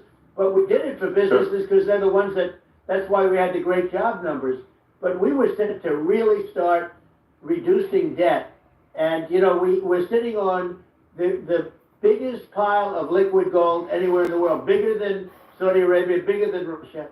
And we were going to drill and we were going to make so much money. We were going to supply Europe with oil. I had stopped the Russian pipeline and we were going to supply them with oil and gas. We were going to make a fortune. And then the COVID came in and we really had to divert. Then what happened is when they came in, you know, we kept a lot of businesses alive. If I didn't do what we did, we would have had a 1929 type depression. But the problem is when Biden came in, he got trillions of dollars and just started spending it stupidly. You didn't need it anymore. You know, we got over that bad period where everybody was dying and you know, it was just not a good period. Interestingly, you know, during his administration, many more people died during his administration of COVID than during my administration, and we really got the brunt of it. But people don't realize more people died during his administration than ours. But it diverted us from doing what I wanted to do. But we had the greatest for, you know, almost 3 years. We had the great, and you know that probably better than anybody. So many of your friends said to me, the best years we've ever had in business were during the Trump years. And also said that African American, Hispanic American were so incredible. They were having the best. Asian American women, men, young people without a diploma, young people that graduated from the best colleges, from MIT, from the Wharton School, from all of the great colleges, Harvard. They were doing better, and people without a diploma were doing better. And everybody was happy. And then COVID came, and we had the problem is they spent trillions and trillions of dollars. They wasted. They shouldn't have taken any money, and we wouldn't be having inflation right now, which is killing our country. Yeah, absolutely. I mean, I should probably say something about, like, you know, maybe my views on, you know, climate change and oil and gas, because I think I'm probably different from what most people would assume. Because my views are actually pretty, I think, moderate in this regard, which is that I don't think we should vilify the oil and gas industry and the people that have worked very hard in those industries to provide the necessary energy to support the economy. And if we were to stop using oil and gas right now, we would all be starving and the economy would collapse. So it's, you know, I don't think it's right to sort of vilify the oil and gas industry.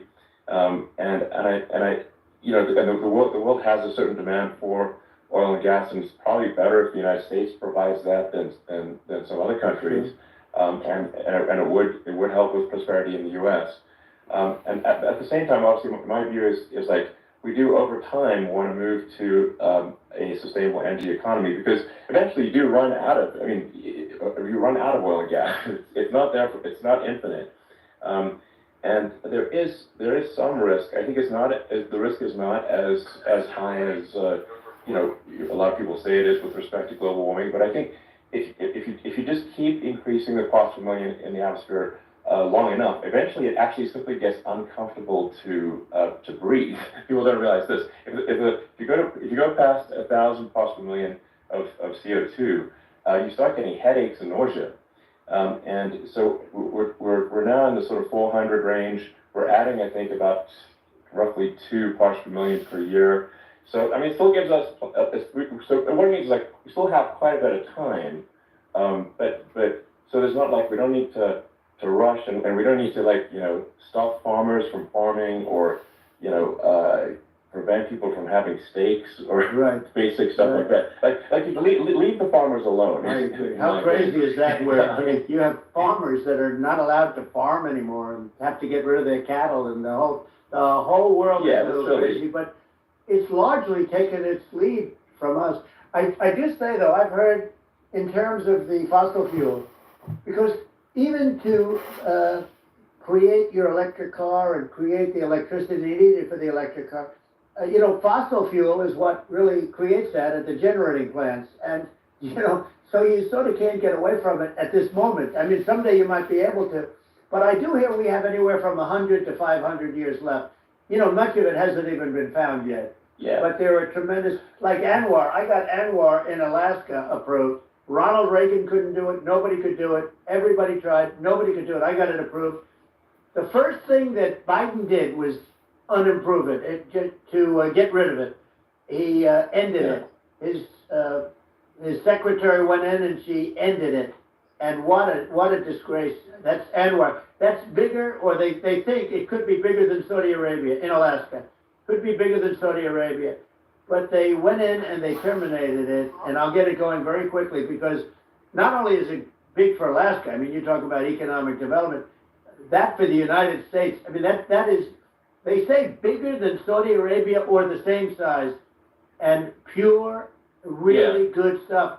And, they end it. So I think we have, perhaps hundreds of years left. Nobody really knows. But during that time, something will come around that will be very good. Yeah. Well, I mean, and my estimate would be, a little more aggressive than that, but it's not the sort of like we're all going to die in 5 years stuff. That's obviously BS.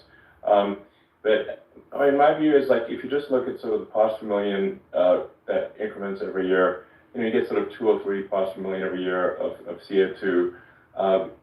I mean, I think some of that it's problematic if it accelerates. If you start going from 2 or 3 to say 5. And then there may be some situations where you get just a step change increase in the CO2, and I think we don't want to get too close to 1,000 ppm because like that's actually makes it uncomfortable to breathe. Like just existing in 1,000 ppm CO2 is uncomfortable. That's like that's considered like an industrial hazard. Right. Just so it's, that's actually something NH stuff. So it's even without global warming, it's not comfortable to live. So you don't want to get too close to that. But I mean, I think we want to just move over. Like, and if I don't know, 50 to 100 years from now, we're I don't know, mostly sustainable. I think that'll probably be okay. So it's not like the house is on fire immediately, but I think it is something we need to move towards. And on balance, it's probably better to move there faster than slower. But like I said, without vilifying the oil and gas industry and without causing hardship in the short term, I think this can be done without people can still have a stake and they can still drive gasoline cars, and it's okay. It's like it's not. I don't think we should vilify people for it, but I think we should just generally lean in the direction of sustainability. I actually think solar is going to be a majority of Earth's energy generation in the future, and it's certainly trending that way. And so you get the solar power, combine that with batteries, so because obviously the sun doesn't shine at night. And then you use that to charge the electric cars, and you have a long-term sustainable solution. And that's what Tesla is trying to move things towards, and I think we've made a lot of progress in that regard. But when you look at our cars, we don't believe that environmentalism, that caring about the environment should mean that you have to suffer. So we make sure that our cars are beautiful, that they drive well, that they're fast, they're sexy. I mean they're cool. In fact, literally, I mean the sexy joke Model S, Model 3, Model X, and Y spells out sexy. It's probably the most expensive joke out there. But I don't know, I like cheesy humor, So, but I'm a big fan of like let's have an inspiring future, and let's work towards a better future, and we do so without demonizing. Right. I'm okay. It's very interesting. You use the word global warming, and today they use the word climate change because you have some places that go up and so they were getting themselves in a little trouble with the word global warming because not every place is warming. Some places are going the opposite direction. But I'm sort of waiting for you to come up with solar panels on the roofs of your cars and on the trunks of the cars, and it just seems like something that at some point you will come up with. I'm sure you'll be the first. But it would seem that a solar panel on the roofs, on flat surfaces, on certain surfaces might be good. Yeah. At least in certain areas of the country where you have the world where you have the sun. But I would think, and I have no idea because that's not my world, but I would think that this would be something that would be interesting. But you know, the one thing that I don't understand is that people talk about global warming or they talk about climate change, but they never talk about nuclear warming. And for me, that's an immediate problem.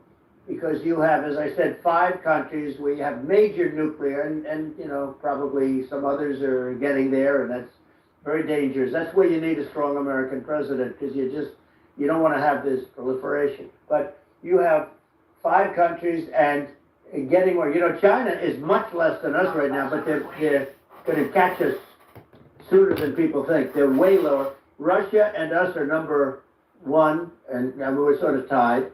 And China is far behind, but they're developing at a level that, you know, you're not surprised to hear, very fast. They'll end up catching up, maybe even surpassing. But to me, the biggest problem is not climate change. It's not, and everything's, you know, a problem, but it's degrees. To me, the big problem is the nuclear power. The power of nuclear is so great. And when I talk about I'll prevent World War III, I will. But the truth is that you have to, because this is no longer army tanks going back and forth and shooting at each other. This is a level of destruction and power that nobody's ever seen before. Yeah, and actually, there's the bad side of nuclear, which is a nuclear war, very bad side. But there's also, I think, nuclear electricity generation is underrated. You're right. And it's actually, you know, people have this fear of nuclear electricity generation, but it's actually one of the safest forms of electricity generation. It's just a huge misunderstanding. And if you look at the injuries and deaths, you know, caused by, say, I mean, I'm not going to try to pick on coal mining, but just any kind of mining operation. And there's a certain number of injuries and deaths per year. You compare that to nuclear. Nuclear is actually way better. So it's underrated as an electricity source, and I think it's something that's worth reconsidering. But there's so much regulation that people can't get it done.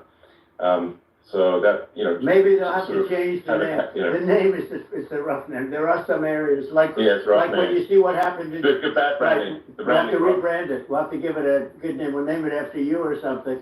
You know, it has a branding problem. You know, when you see what happened, it does have a branding problem. When you see what happened in Japan, where they say you won't be able to go on the land for about 3,000 years. Did you ever see that?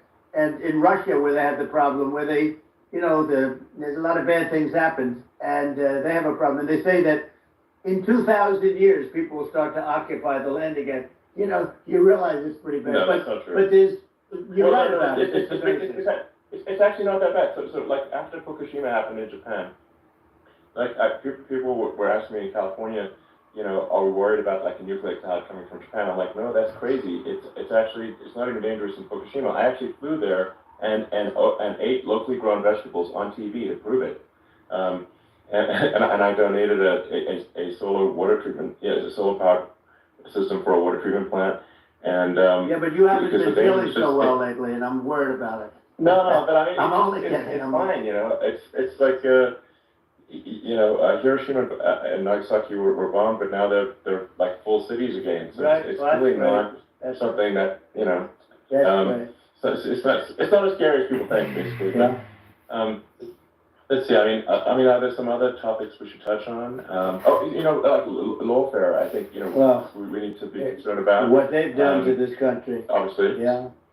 Yeah. Well, we just won the big case in Florida. This was a Biden administration did something that's never been done in this country, and that's go after their political opponent, me, with this nonsense and just nonsense. In the big case in Florida, we won, but they always pick a judge and a jury, and they use local DAs, they use the local attorney generals, like Fani, you know, Fani, spelled F-A-N-I, Fani. And it's all a big hoax, and it's all run from there. Like in Manhattan, one of the top people from the Justice Department went in, ran Manhattan, ran the state. The Letitia James deal was run by a person from the Department of Justice, Biden. They've never done this before, and they set up a very bad precedent. It's called lawfare, warfare. It's a terrible thing, and never happened in our country. It does happen in banana republics and third world countries, but it's never happened. And the incredible thing is it actually drove my numbers up because people see, fortunately I have a platform like you, or, in all fairness, like a conversation like this, where I can talk about it and people understand. I mean, you fight for election integrity and you end up getting indicted because you're fighting for election integrity. And when the day comes that you can't fight for election integrity, you don't have a country anymore. So what happens is they went after their political opponent, me. Now, Biden's, close to vegetable stage, in my opinion, okay? I looked at him today on the beach, and I said, why would anybody allow him, the guy could barely walk, why would anybody allow him, does he have a political advisor that thinks this looks good? He thinks this looks good because it looks so bad, and it's ridiculous. I mean, and he's been doing that for a long time. He can't lift the chair. The chair weighs about 3 ounces. It's meant for children and old people to lift. And he can't lift it. The whole thing is crazy. Well, he's clearly, like, we just don't have a president right You don't now. have a president. And she's going to be worse than him because he is a San Francisco liberal who destroyed San Francisco, and then as Attorney General, she destroyed California. You talk about location, and we're talking about the sun and the water and all. There's nothing better than California. She has destroyed that. She was the original DA. She was the original in San Francisco. She was the original Attorney General in California. What she has done to California is, well, you know better than I do. You just left California for a lot of those reasons. And what she's done with crime, with cashless bail, where you kill somebody. I mean, we have states there you kill somebody and they let you out right away. I mean, you don't have to even put up, and then they never find the people unless they kill again, and then they let them out again. Our country is becoming a very dangerous place, and she is a radical left San Francisco liberal, and now she's trying to protect, now she's looking like she wants to be more Trump than Trump, if that's possible. I don't think it's possible, but she wants to be more Trump than Trump. Yeah. I want a wall. I think that's... She wants to release all the prisoners that are in detention, and some of these guys are really bad. Right. That just came out today.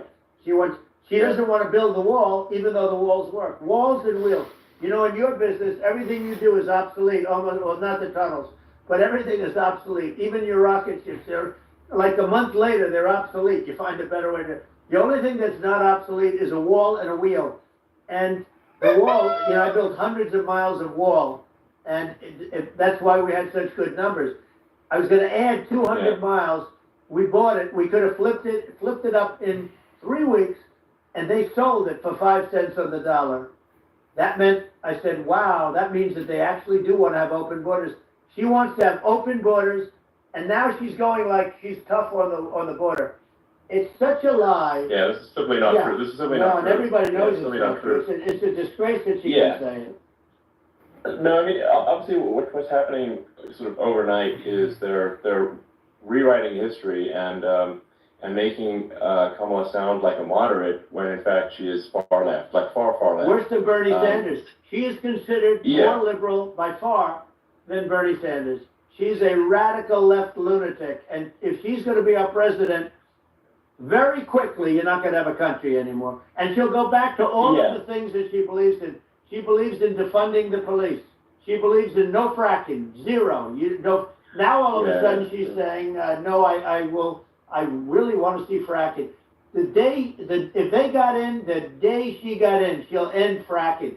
And by the way, if people didn't think that, the lunatics that really believe in that, they won't vote for her. Like the Palestinians and Israel. She is so anti-Israel, and she's bad for both. Biden actually did something that was impossible. Both sides hate him, both sides. That was a hard thing to do, unification. Yeah, no, I mean, Netanyahu came to give a talk to a joint Senate and House sitting, and I was there, and Kamala stood him up. What does that say? I think it's highly disrespectful. And I say, if you're a Jewish person or if you believe in Israel, if you're a person that, is very pro-Israel, if you vote for her, it's worse than Biden. And Biden was bad. But if you vote for her, you ought to have your head examined. And you see tonight, as we're doing this, I'm seeing reports coming that they expect an attack tonight or tomorrow from hundreds and maybe thousands of rockets. You know, their Iron Dome, as they call it, as we all call it, but their shield that they build, that can be swamped. We'll use the term that's appropriate, swamped. But they swamp it by shooting enough missiles. You know this better than anybody. By shooting enough missiles, they can't defend themselves. You know, they just obliterate the whole place. And that's what some people think they're looking to do. And we have no leadership. There's no respect for the United States of America with these people. And I'm telling you, she'll be worse than him because she's a believer in being radical left, and he wasn't. I think you're right. I mean, you really, it's important for the public that maybe listen to this to look at Kamala's track record, you know, before the last month, and say, is that a track record you agree with? And I think if you're an independent moderate, you definitely would not agree with it, because it is her behavior has been far left, and we're seeing just an overnight propaganda attempt to rewrite history and make it sound like Kamala's moderate when she in fact is not moderate. Well, her running mate approved, signed into legislation, tampons in boys' bathrooms, okay? Now, that's all I have to hear. Tampons in boys' bathrooms. And that means she believes in that too. I mean, she picked this guy because he was the closest to her. A lot of people thought she'd pick sort of the opposite, but she picked an anti-Israel, radical left person. But she is far worse, they say, than Bernie Sanders. If we have her as a president, if we have a Democrat at this moment as a president, I don't think our country can survive. I think it's a massive. I think we're in massive trouble, frankly, with the Kamala administration, and that's my honest opinion. And I think really it's essential that you win for the good of the country for this election, and I mean that's understating my opinion. Now, you know, you may have seen this, but I got a letter from the EU Commission, saying, you know, to not have disinformation on during this discussion that we're having, and you know, there's a lot of attempts to do censorship and to force censorship even on Americans from other countries, and you know, what do you think about that? Well, I know the European Union very well. They take great advantage of the United States in trade, as you know. We, through a different form, NATO, we protect them, and yet if you build a car in the United States, you can't sell it in Europe. You just can't sell it. It's impossible. The same thing with our farmers. Our farmers find it very difficult to do business. You know, we have a deficit with them of $250 billion, which people don't know. It sounds so nice, the European Union, but let me tell you, they're not as tough as China, but they're bad, and I let them know it. And that's probably why they notified you. No, they don't treat our country well. We defend them, you know, with Ukraine. So we're in for 250 billion, and they're in for about 71 billion, and they have the same size. If you add up the European nations, that, you know, in terms of an economy, it's about the same size. When you say as us, and they're and they're in much greater risk. They're right there. We have an ocean separating us from. In this case, the enemy would be Russia. It used to be for the Soviet Union, but let's assume they're close enough. And what happens is they're in for 70-something million. I think even less than that billion, and we're in for about 250 billion, and it could be a lot higher than that. And I say, why aren't you going to equalize? Why aren't they paying what we're paying? And they're in much more, you know, it's much more important for them because of the fact that, you know, they're right near there. I mean, they're all sort of in that location. We're not. But they should, and I did it with NATO. There were only 7 countries that were paid up in NATO out of 28 at the time. And the United States the United States was subsidizing NATO, tremendously subsidizing NATO. And I said, I went in and I said, you got to pay up. If you don't pay up, we're not going to defend you any longer. I took a lot of heat, but you know what happened? Billions and billions of dollars came flowing in, and you know. I think a lot of the public isn't aware of the fact that the United States pays a disproportionate share of the NATO expenses. And then we get Even taken though- advantage of on trade. So think about Yeah, it. well, I mean, the point of NATO is defending Europe, and it's, it's like, then, okay, well, why is the United States paying disproportionately more to defend Europe than Europe? That doesn't make sense. That's unfair. And that is an appropriate thing to address. Well, you know, when you talk about so- cost cutting and savings and everything else, I mean, honestly, look, there's nobody that feels worse about the Ukraine situation than I do, because I know it would have never happened.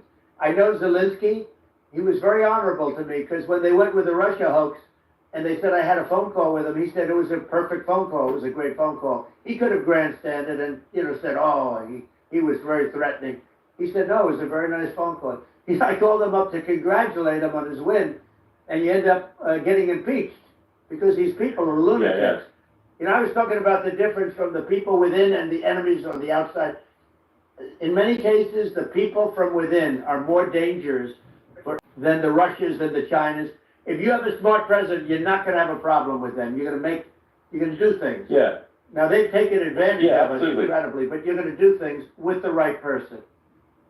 Yeah, well, I think it's obvious that you're a believer and an advocate of free speech, because during your first term as president, you were attacked relentlessly every day, often very unfairly with false attacks, and you didn't try to shut down the media, you didn't try to inhibit their freedom of speech, and I think that says a lot. Well, the good thing is that you and I have, and some people, very few, we can get the word out.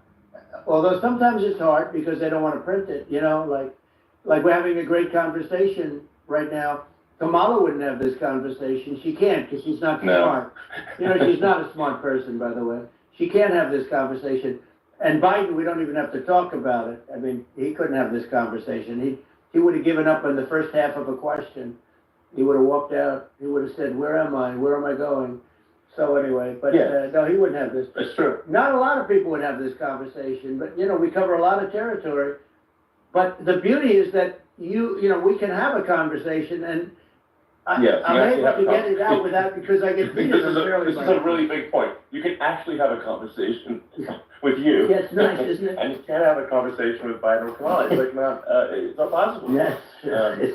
So this is like talking to an NPC. No. So it's just impossible. Well, but think of it. We need a man or person who's unbelievably sharp in order to stop all the nuclear danger and all the dangers that I'm talking about. And I got along with all this. I got along with Kim Jong-un. We had dinner, we had everything, and he really liked me, and I got along with him really well. By the way, he's the absolute boss over there. A lot of people said, "Oh, do you think he will?" That's for Let sure. me tell you, I saw things that you don't want to know about. He is the boss. But we had a good relationship, and he doesn't like Biden. He considers him a stupid man. He said he's a stupid man. Well, at least he speaks his mind. But, in this country, you're not sort of allowed to say it, but I guess you are. You should be allowed to say it. Yeah. That's true. But we need smart people, and we need people that have an ability to lead.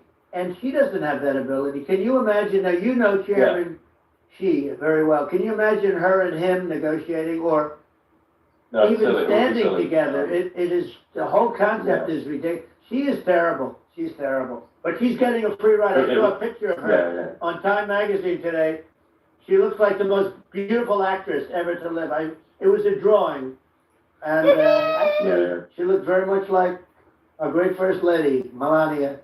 She didn't look like Camilla, that's right. But of course, she's a beautiful woman, so we'll leave it at that, right? Yeah, well, maybe it's like, I think it's going to be better than the past, and that America's going to do things that are greater than we've done in the past, reach new heights that make you proud to be an American and excited about the future. They want the American dream back. They want the American dream back, more important than anything else. It's like, you don't have that today, because the people, they've been just sucked. They see incompetent people running our, the Biden thing is very interesting. People just found him to be incompetent. And when I debated him, I was like, is this for real? It was. Yeah, it was just absurd. But I think there are some grand projects that we could do. I mean, I think we could build a base on the moon. We could send American astronauts to Mars. We could build high-speed connections that are more advanced than anything else in the world between our cities, so people have fast transport. It's possible to solve traffic with tunnels. We've already made great progress in Vegas doing that, and and just do things that are exciting and inspiring and make the future feel like it's better than the past. Well, I saw what you did in Vegas, and I'll tell you, it was amazing. I got to see, I took a big glimpse at it, and it's incredible what it's incredible. And you could do that all over. You could do that all over. It's deep. Yeah. You don't even need much structure, assuming you're in the right area. No, it's straightforward. It's amazing. I think we could do some things that like China's got incredible high-speed rail between its cities, but I think it's actually possible with tunnels if with deregulation, with an ability to actually where it's like legal to actually do the tunnels. You could have high-speed tunnels that are actually better than anything else in the world for high-speed transport between cities, and that would be something that Americans can say, wow, okay, we've got something that's cooler than anyone else in the world. That's the kind of thing that makes you proud to be an American. And much safer than surface trains, where there is a danger there, with crazy people. Yeah. It's much safer, much better. And it's sad because I've seen some of the greatest trains. I find it fascinating. And I've seen the systems and how they work, and the bullet trains, they call them, I guess. And they go unbelievably fast, unbelievably comfortable, with no problems. And we don't have anything like that in this country, not even close. And it doesn't make sense that we don't. Doesn't make sense. Yeah, and I think also there's, I'm kind of hopping on the excess regulation, but I think something that I think people can generally understand is that what happens with laws and regulations is that there's more and more of them every year, and unless there's a process to clean them up, eventually everything becomes illegal, and that actually it slows down the development of new technologies.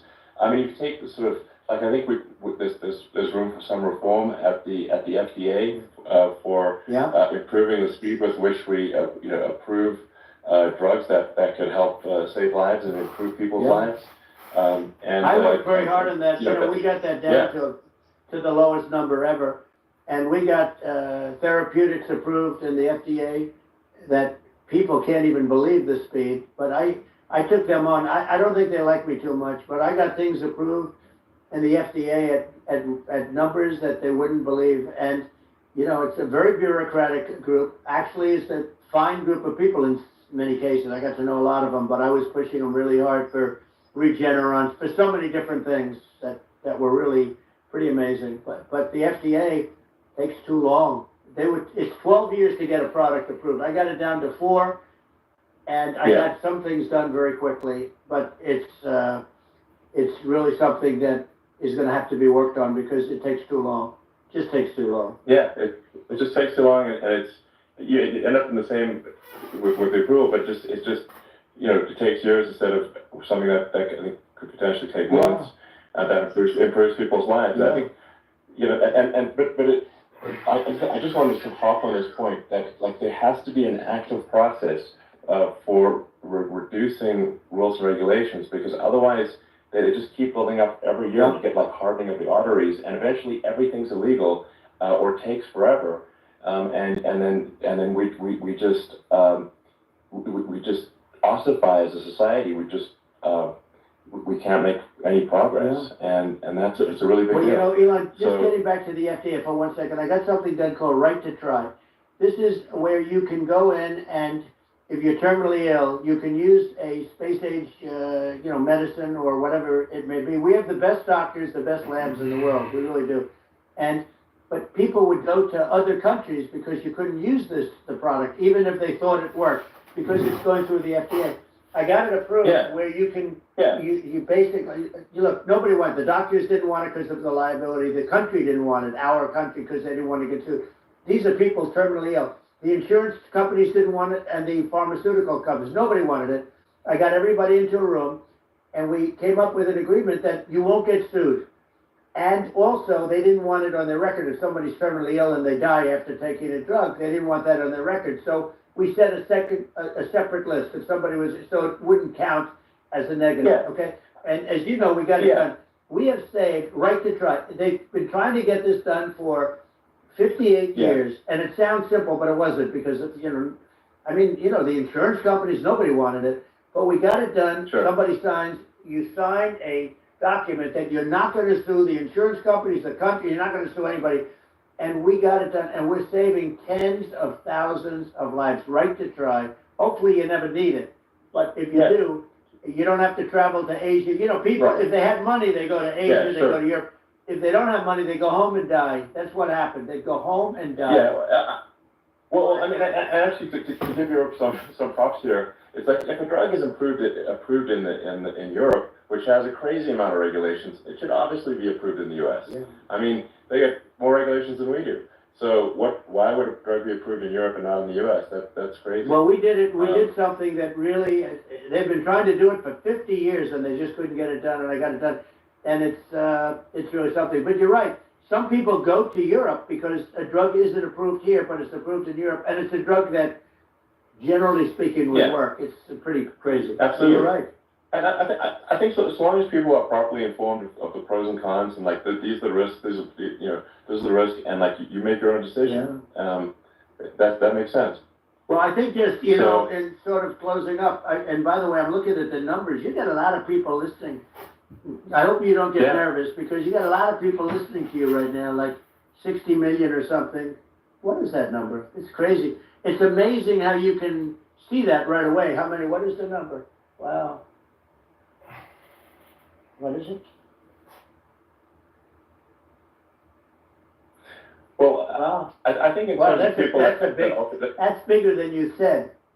You said 25, and you're much more than double that number, 25 million. I think you're going to be 60 or 70, and I guess over a period of time. Hey, I congratulate you. Do I get paid for this or not? Well, I think actually in terms of the number of people that will hear this conversation over the next few days to weeks, it's going to be hundreds. That's what they say. Yeah, that's good. Well, look, it's an honor. I just asked this: are you better off now, or were you better off when I was president? Nobody's better off now. People, we put out polls on that, and nobody's better off now. Inflation has killed it, and they also feel very unsafe. You look at what's going on with a lot of different things. You look at the riots we had at the colleges over. I mean, it's ridiculous, but all of the riots, they just feel unsafe. And now they really feel unsafe because you have a new form of crime. It's called migrant crime. I call it Biden migrant crime. Maybe I'll call it Kamala migrant crime. But I mean, with all these things, I always try to get to the ground truth by just asking people.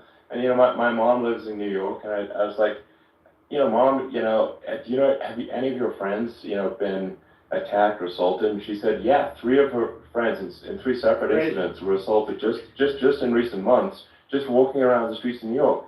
And I said, well, what happened to the people that assaulted them? Oh, nothing. They got away. And they just know. They always get away. That nothing's going.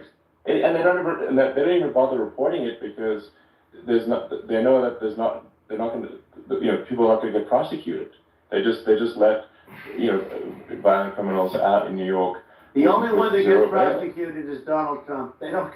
They prosecute Trump. Yeah, I mean it's just obviously messed up. Oh, it's terrible. If violent criminals are being getting off scot-free, and meanwhile that New York spending massive resources prosecuting you, and it's like what's this? And I think the sort of sensible public looks at this and says, well, what the heck's going on here? This is obviously abuse of the legal system.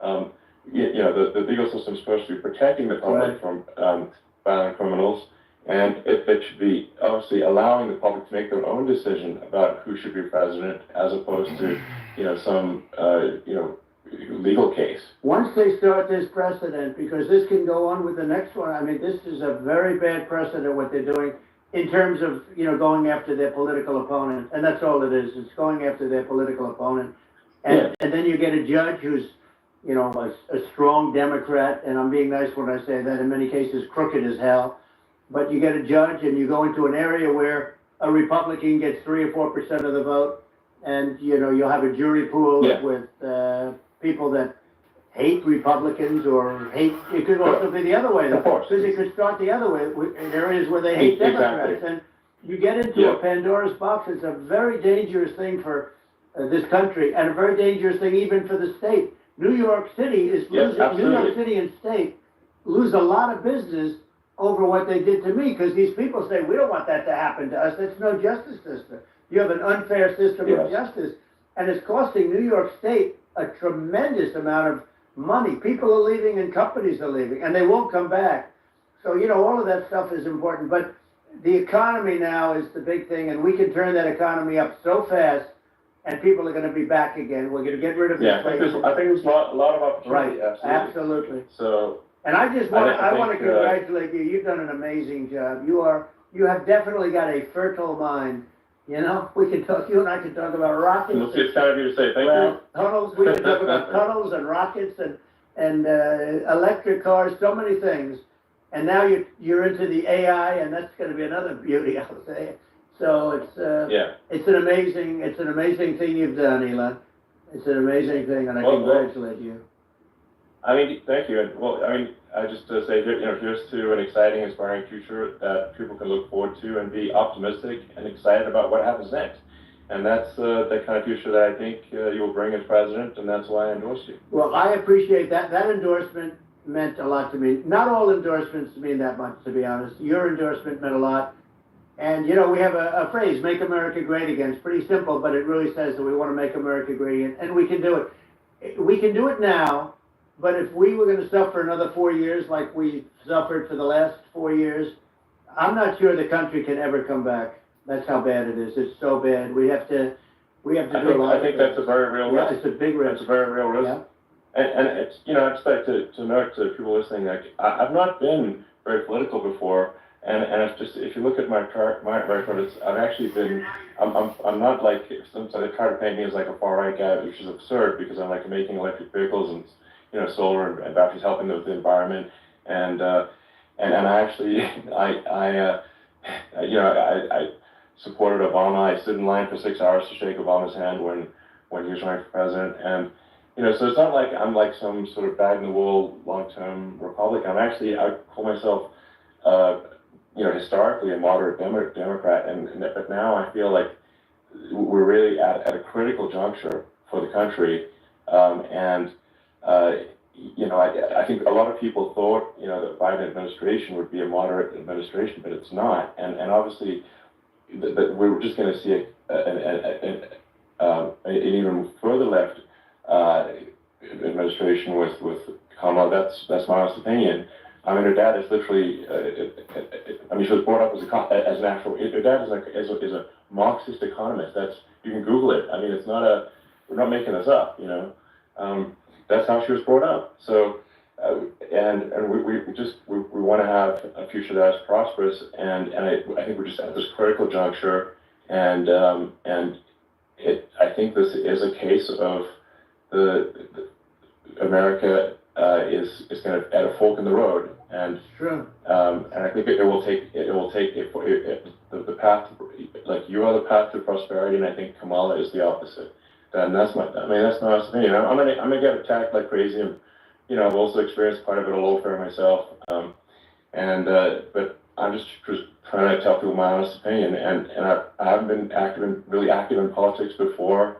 And I'm just trying to point out that my track record historically has been moderate, if not moderate, slightly left.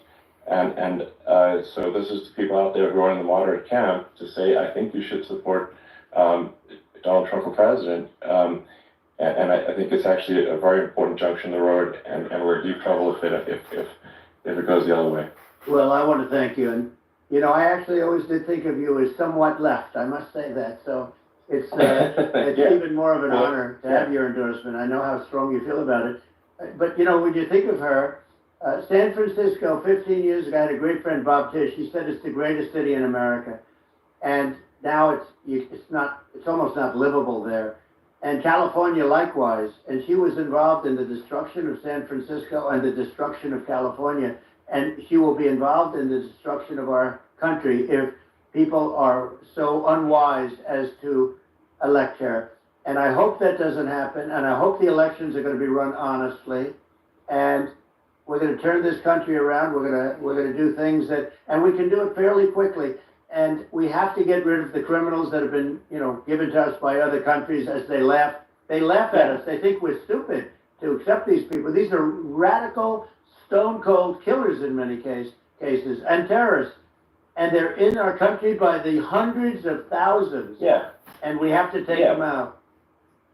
Yeah, I mean, if I could summarize it perhaps, I think these are issues that I think most people in America would agree with, which is that we want safe and clean cities, we want secure borders, we want sensible government spending, we want to restore both the perception and reality of respect in the judicial system, stop the lawfare, and I think that's like, and how are those even right-wing positions? I think those are that's just common sense, and that's I mean, would you agree with that? 100%. I don't understand, the whole, they call it progressive, they don't like the word liberal anymore, but call it liberal or progressive. I don't understand how somebody could say that it's okay for them to empty prisons into our country. And again, I told you that crime rates all over the world are going way down, which makes sense. In fact, the next time what we'll do is if something happens with this election, which would be a horror show, we'll meet the next time in Venezuela because it'll be a far safer place to meet than our country, okay? So we'll go, you and I will go and we'll have a meeting and dinner in Venezuela because that's what's happening. Their crime rate's coming down and our crime rate's going through the roof, and it's so simple. And you haven't seen anything yet because these people have come into our country and they're just getting acclimated. And they don't know about being politically correct law enforcement or lack of law enforcement.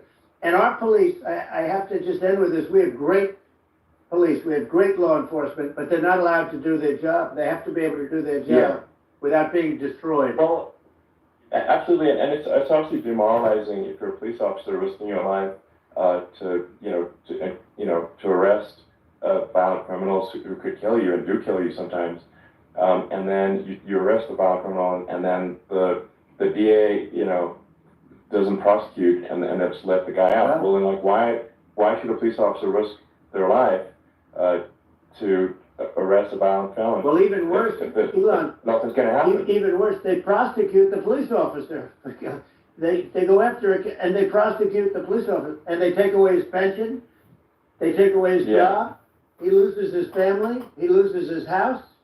Well, I thought it was very telling, like incredibly telling, that when there was that case where sort of a gang of thugs beat up police officers. I think it was in Times Square in New York, and then nothing happened to those guys. They were let out, zero bail, and I think most of them were given free tickets to California.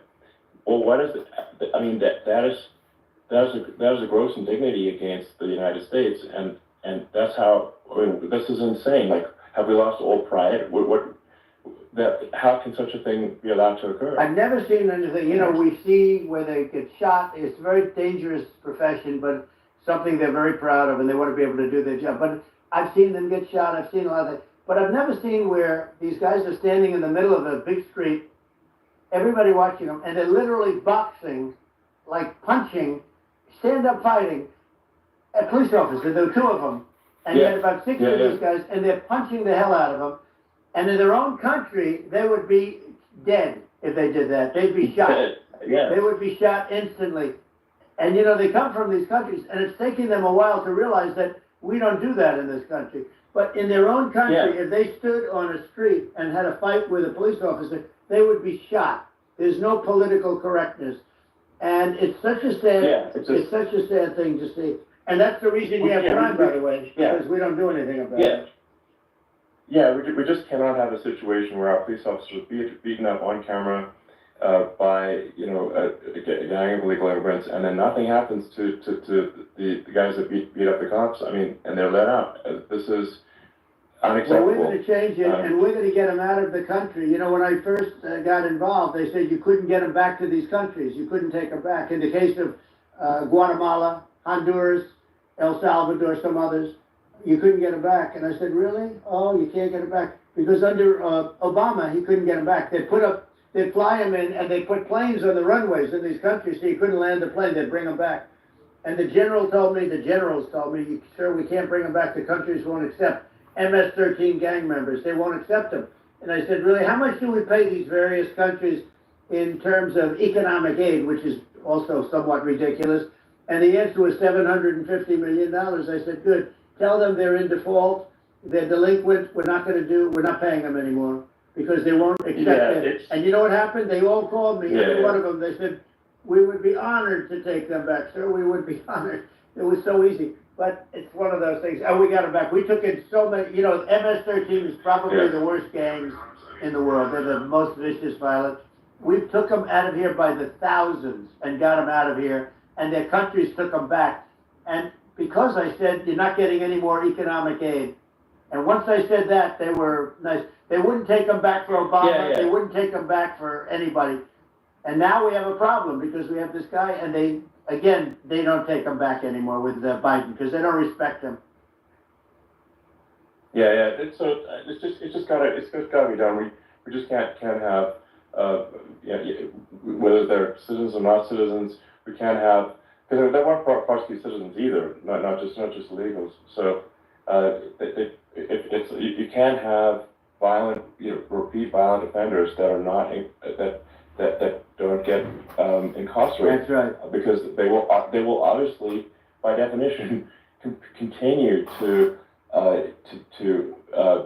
hurt people. And I think where part of this comes from is that there's and I do sort of consider myself liberal in some ways. I mean, it's just that you want to have empathy for people. Obviously, you want to have empathy for people. I totally agree with that. You want to have empathy, but you also have to have empathy for the victims of the criminals. And if you just have empathy for the criminals, it's actually shallow. Good point. You're not thinking. You're one layer deep empathy.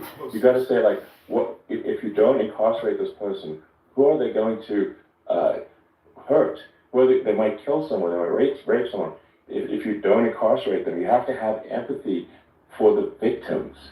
And there's a lack of empathy for the victims of the criminals and too much empathy for the criminals. It doesn't make sense. That's why you want to have deep empathy for society as a whole, not shallow empathy for criminals. And we have to give our police officers the dignity and the respect that they deserve. And we have to let them do their job. They can do a great job, but we have to let them do their job. And if we don't do that, it's going to all disappear. There's never been a society like this where you're allowed to do anything you want and nothing happens. And I'm talking about violent crime. And it's going to get more violent because these are really, really violent people. And we're going to get them out of our country, and we're going to get them back to where, because they were sent here by the presidents and by the various people that run those countries, and I know every one of those guys, and they're smart people, and they're streetwise people, and they really think that the USA is stupid. They think we're run by stupid people, and they happen to be right. But when I was there, we had no problem. We got them out. We took out thousands of MS-13 gang members. We brought them back. And now, again, it's the same old story. We don't do it. And they actually gave them a big increase in aid. They raised it up to billions of dollars, and they get nothing for it. So, I hope everybody's going to vote for Trump, and we're going to get this country straight. Yeah. And I didn't need this. I'm like you. I didn't need this. I had a very nice life. I didn't need to go through court systems and go through all the other stuff and run at the same time. I have to run. I have to go through fake trials with, in some cases, corrupt judges, totally corrupt judges. I didn't need it. I had a nice life. I have great locations. I have beautiful oceans that I have places. But I felt it was important. And if I had to do it over again, you probably think I'm crazy for doing it, actually. But if I had to do it over again, I would have done it over again, because this is so much more important than me or my life. We're going to save this country. This country is going down. And these people are bad people that we're running against, and they're liars. They make statements. They do things that are so bad. They say they're going to make a strong border. They say they've been great on the border, and they've been the worst in history. They say they're going to stop crime. The facts speak for themselves. It's so incredible. Speak for themselves. Like, it's got to the point where people just don't even bother reporting crime in a lot of cities because they know nothing is going to happen. That's what I hear anecdotally from people all the time. So, it's just, my values, I'm just saying to people out there, like the things I think are important for the future is like, we've got to have safe cities, we've got to have secure borders, we've got to have sensible spending, and we've got to have, deregulation. And, so we can have a prosperous future, and then we want to have some exciting, sort of moonshot projects that people can get fired up about. And, that's the future I'm looking for. And, I'm pro-environment, but I'm not against, I'm not like, I don't think we should vilify the oil and gas industry because they're keeping civilization going right now. And, but I do think we want to move, at a reasonable speed towards a sustainable energy economy. Those are my values, and I think, and so, I mean, that's why I'm supporting you for president. It's been up for Well, I appreciate it. 24 hours, When it's we only got give 1 hour left. incentive to companies to 25 come into hours. our country, not to leave our country, we're gonna be giving tremendous incentives. We want companies to build here, not to build in other locations, and we want to create jobs.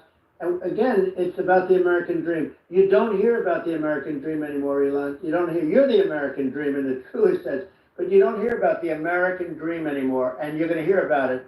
People, they need that incentive to go out and do it. And they're gonna love their lives. I mean, they're gonna look forward to getting up in the morning and going to a job that they love, not a job that they can't stand, or not any job at all where they have no money, where they literally have no money, and then they end up with violence and lots of other problems. No, we're gonna do some great things. And I learned a lot in the first. We had a great economy and all of that. We rebuilt the military. We did so much, but I also learned the best people. I learned the good people, the smart people, the dumb people, the people that can do things, the people, you learn. When I first came in, I tell people I was in Washington, D.C. only 17 times, according to the fake news media. I was in 17 times. I never stayed over.